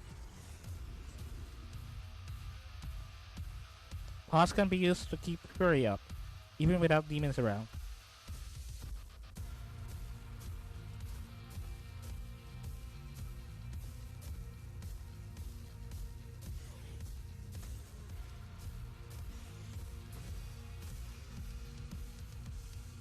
Your fury multiplier is on the top of the screen.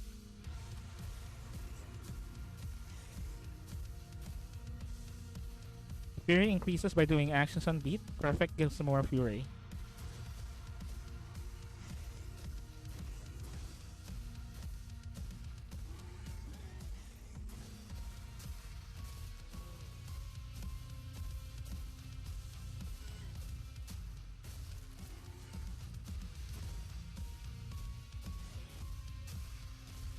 Okay, getting it.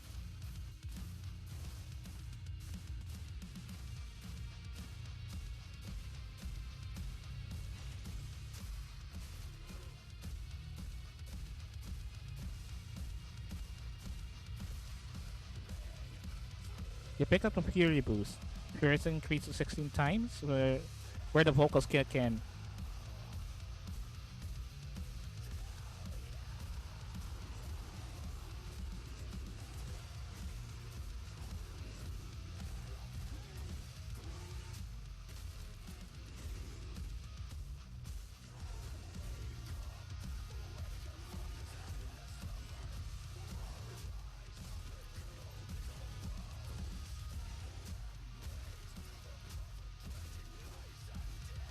Press 2 to switch back to your sword.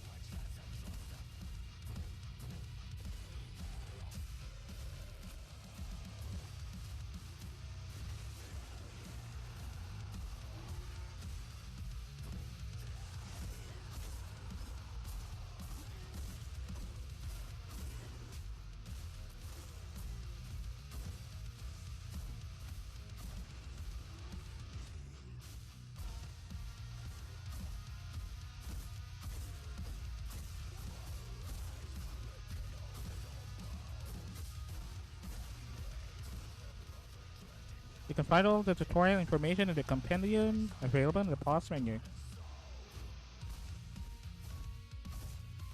Poor bastards. That's destiny for you. You can't unlock an anguish gate without breaking few monsters. Okay, I'm getting it. I'm getting it. I'm getting it. I'm sorry, I'm so silent. It's just that like whenever I'm concentrating, I guess I need to get used to like talking while playing. Whenever I'm concentrating, I get so silent, and that is something that I needed to change basically. The last best ages. Terminus Ultimate. Infernal Solo remains active for this duration. It takes an ultimate. Enter Hell. The first hell was Vogue, full of cold and ice and despair.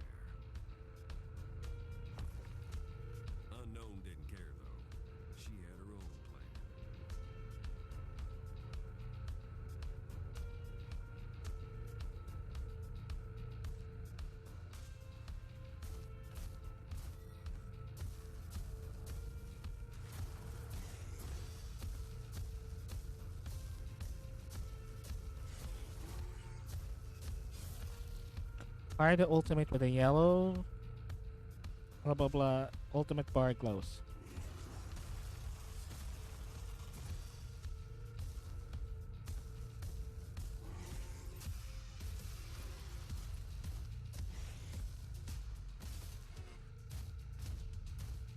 Styx crystal. Good for health.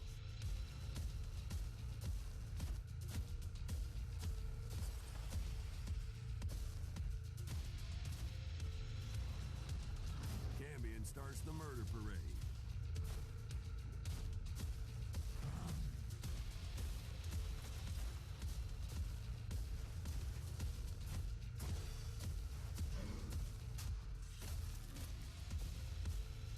Okay, that's good.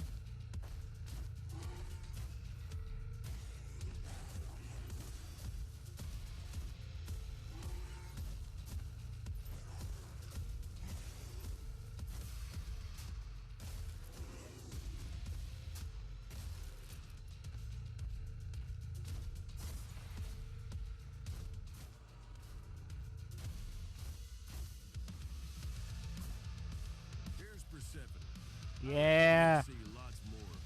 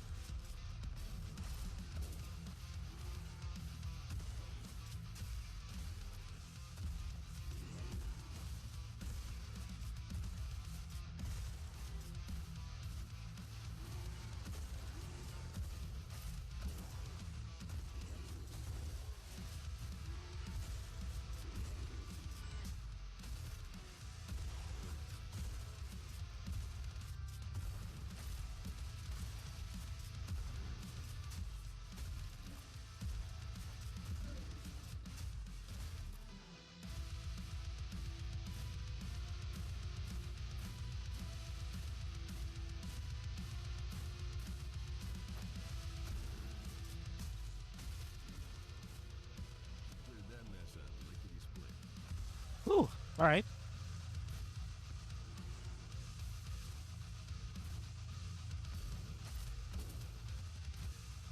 I mean, I gotta actually have that reload. I cannot nail the reload.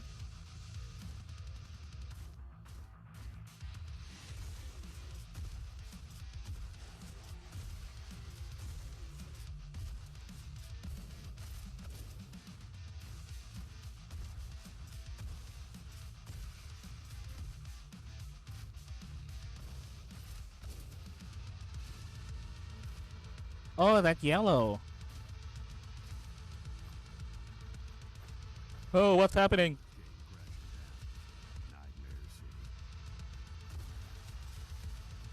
I think I glitched.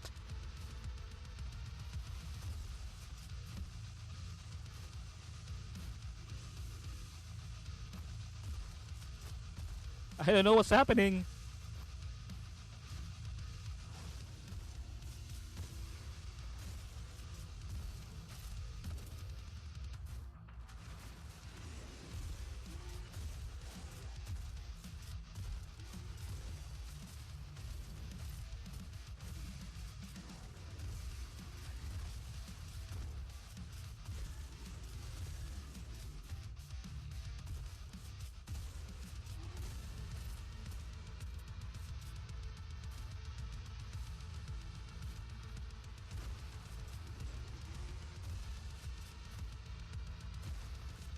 I think I'm glitched. I'm not really sure what's happening. Gave me knowledge of myself. My ultimate, I guess you could say.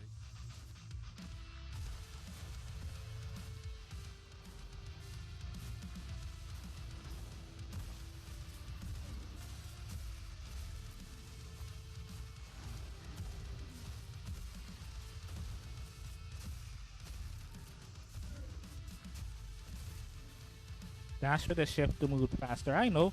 I've been doing that.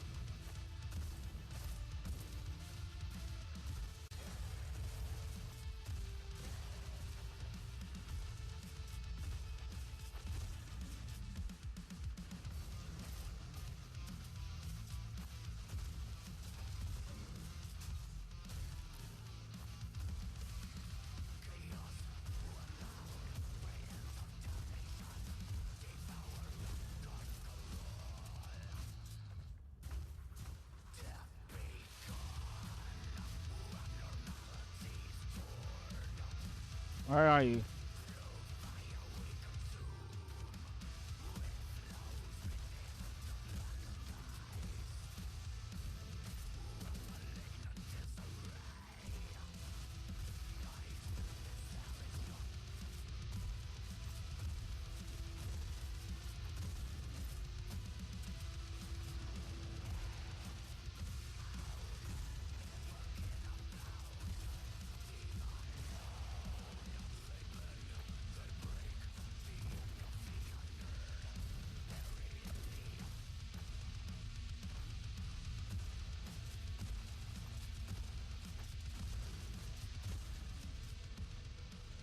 It was going good.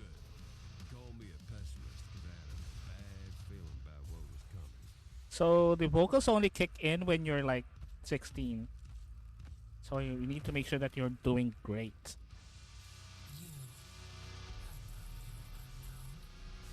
I have always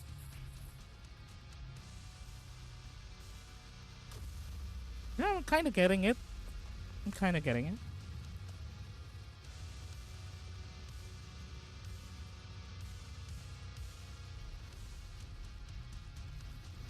That's a boss.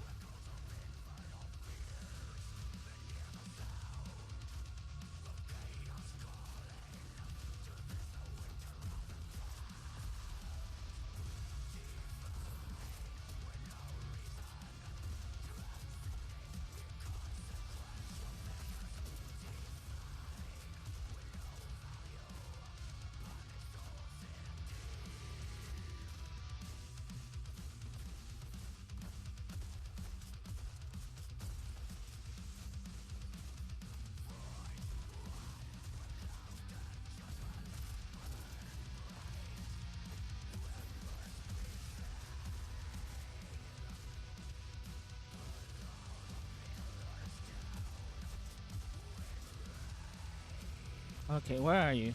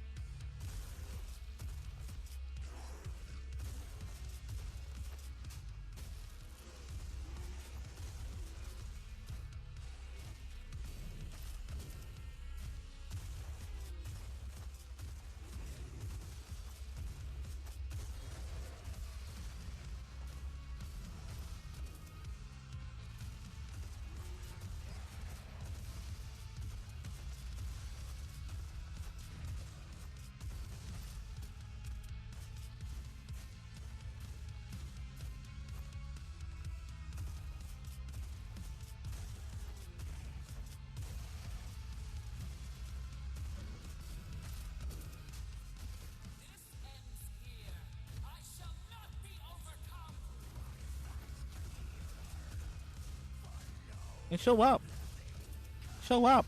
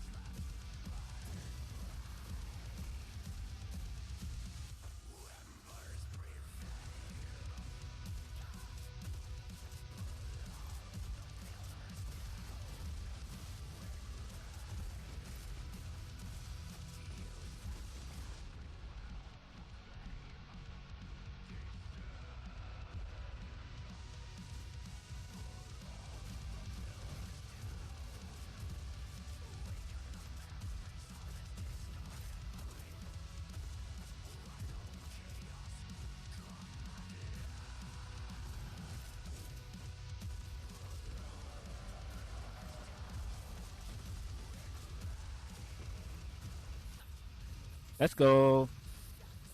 Aspect defeated. That was like a. That's not a hard fight, but it's kind of what you call it? It's kind of dizzy. Defeating the boss revealed the path to new hell,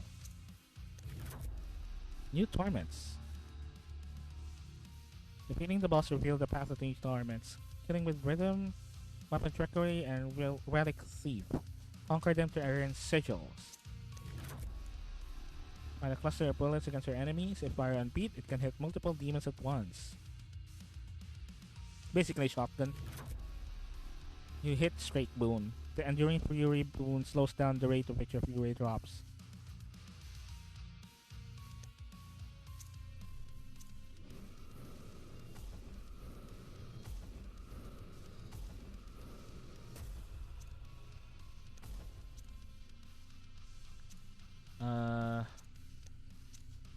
Let's continue.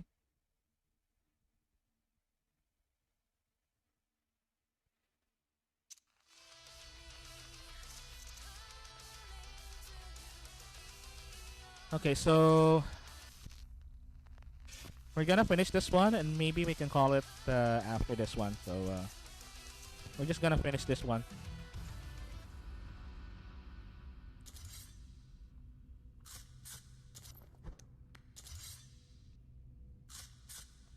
I don't really have to. Keep one additional weapon.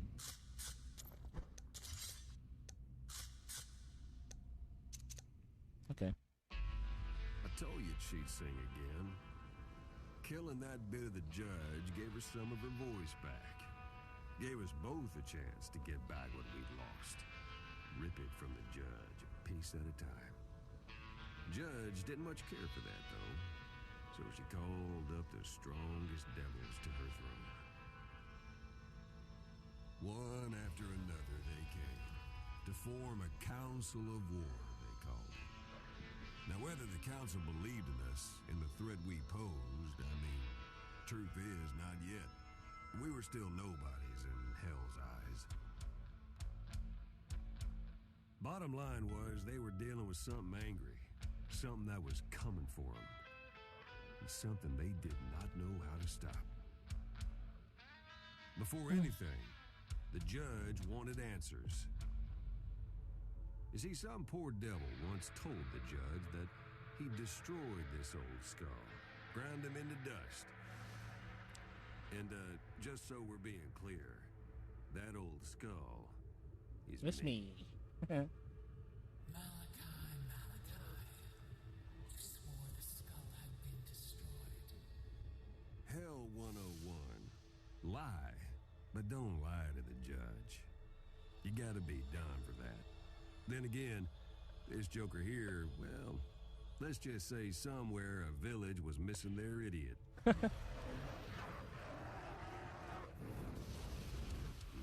Nope. This damned soul, the unknown, shall be your only war. My aspects will guard the other hands. She must never be allowed to reach the throne here in Shul. Never. Tell me you hear me.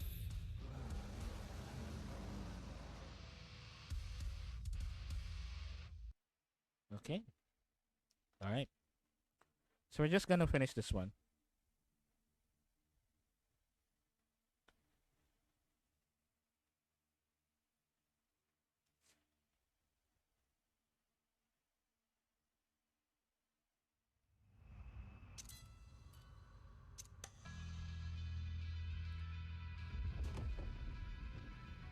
Arch I enemy. remember this place like it was yesterday. Wish I didn't.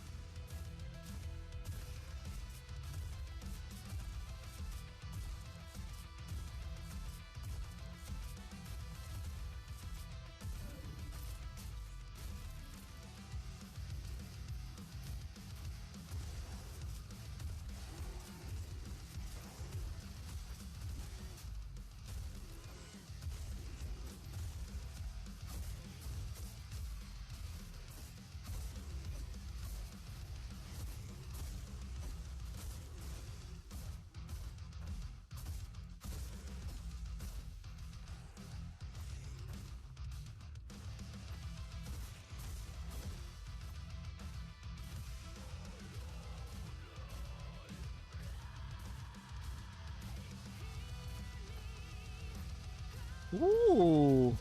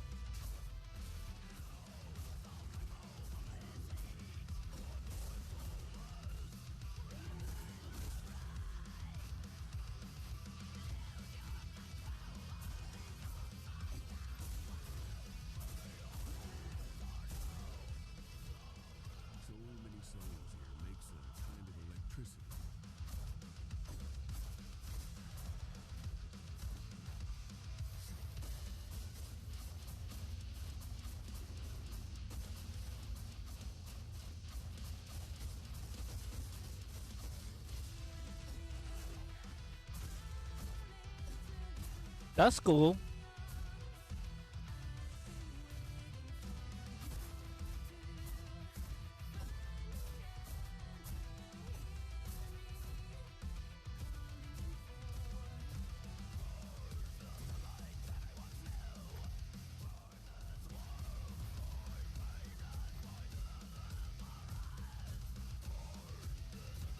Meet the house. Cerberus in order. Oh.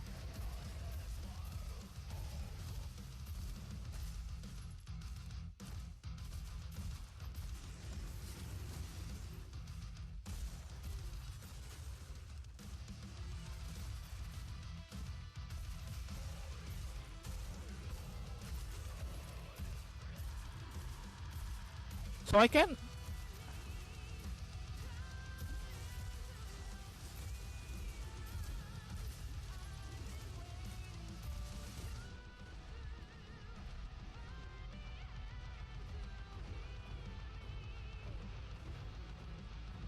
Okay, I'm dead.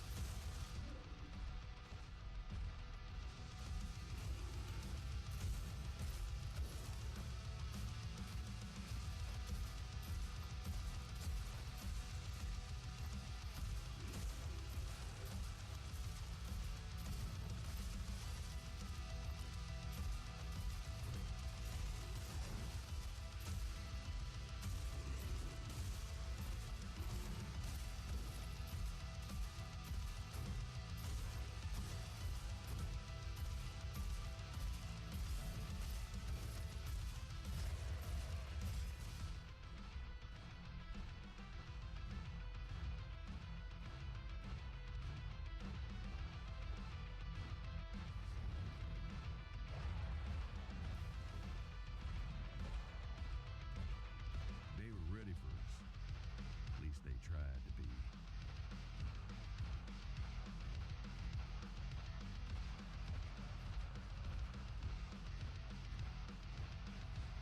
She saw something.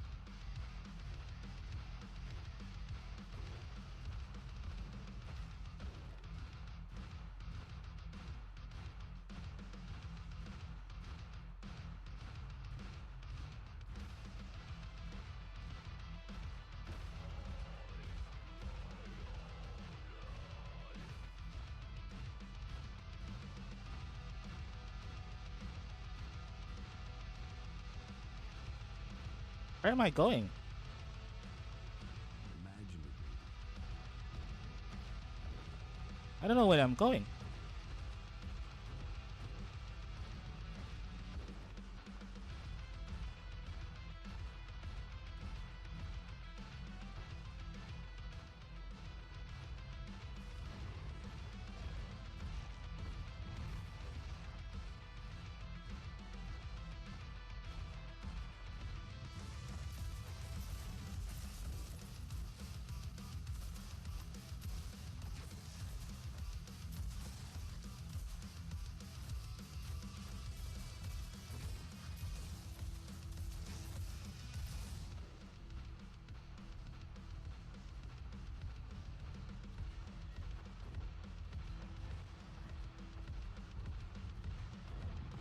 Nah, she got Uh-huh. this. She ain't gonna stop now. Oh my god. Okay. That is hard. I'm gonna do the sword.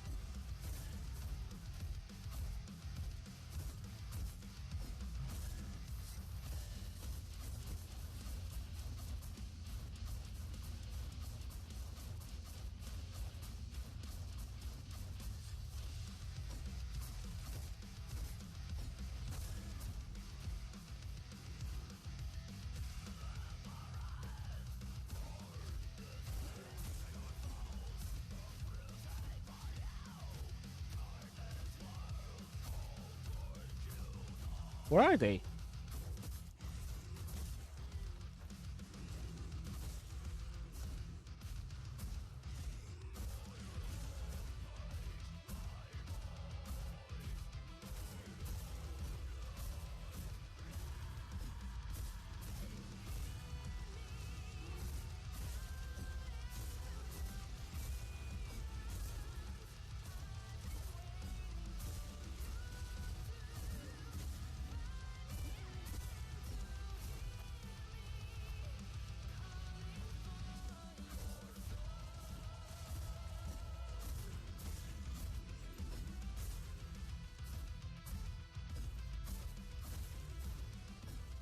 Though they can hear us coming over, the chaos ain't quiet.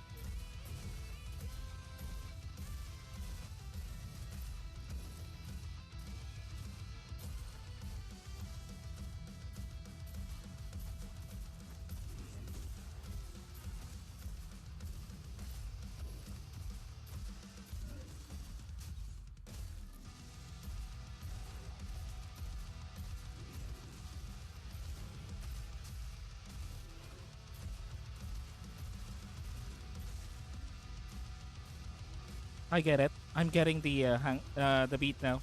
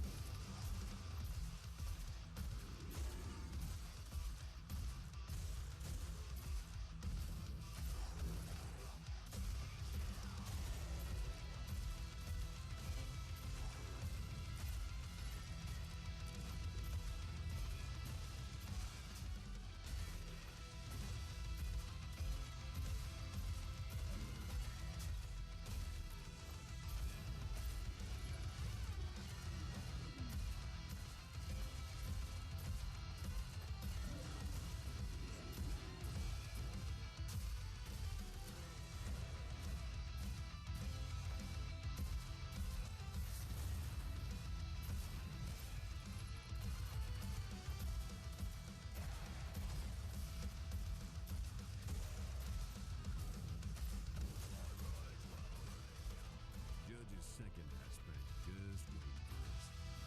The judge was an awful soldier.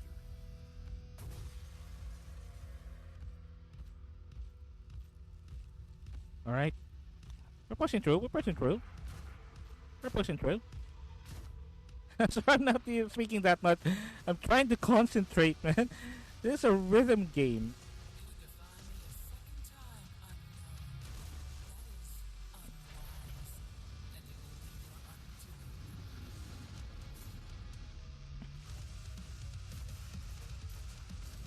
Ride the lightning!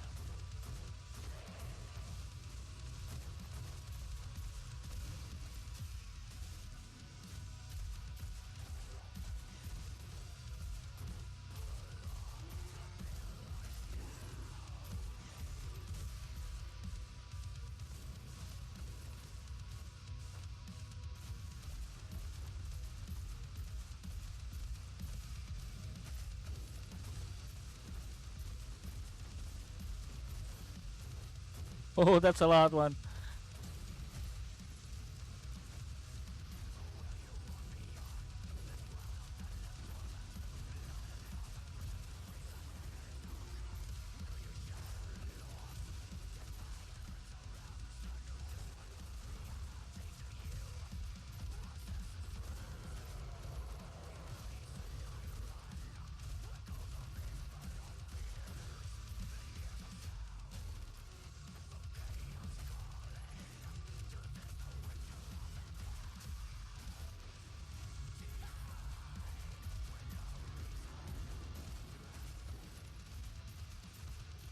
Behold the face of infernal justice.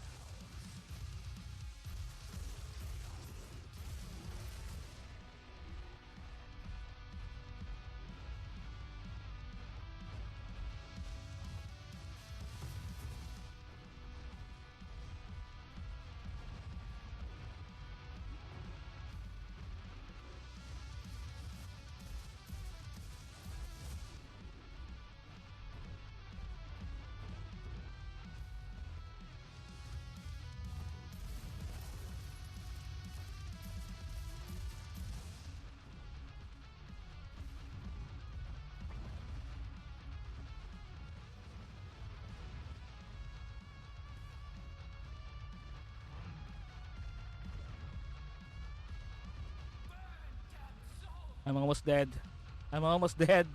Oh my god, I am almost dead.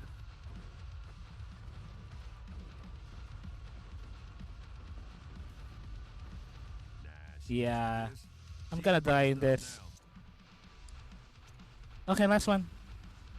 I'm gonna resurrect. I know I already resurrected twice on this. Whatever.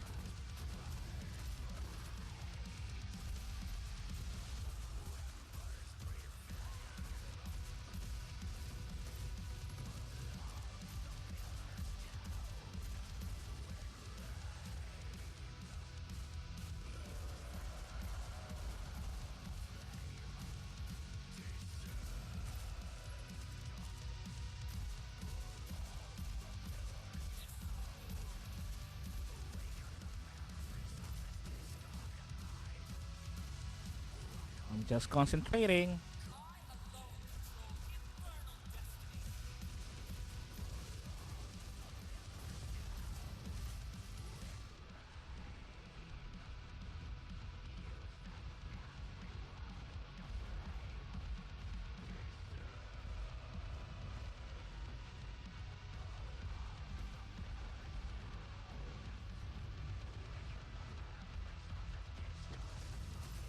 Let's go. I'm almost died on that. I almost died. Oh my god. Yeah, I didn't do well on this one. Two resurrections.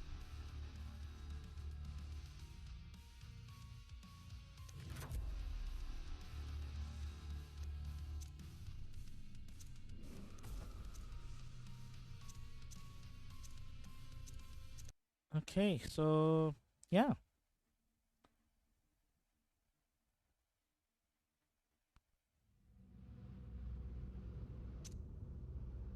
So anyway,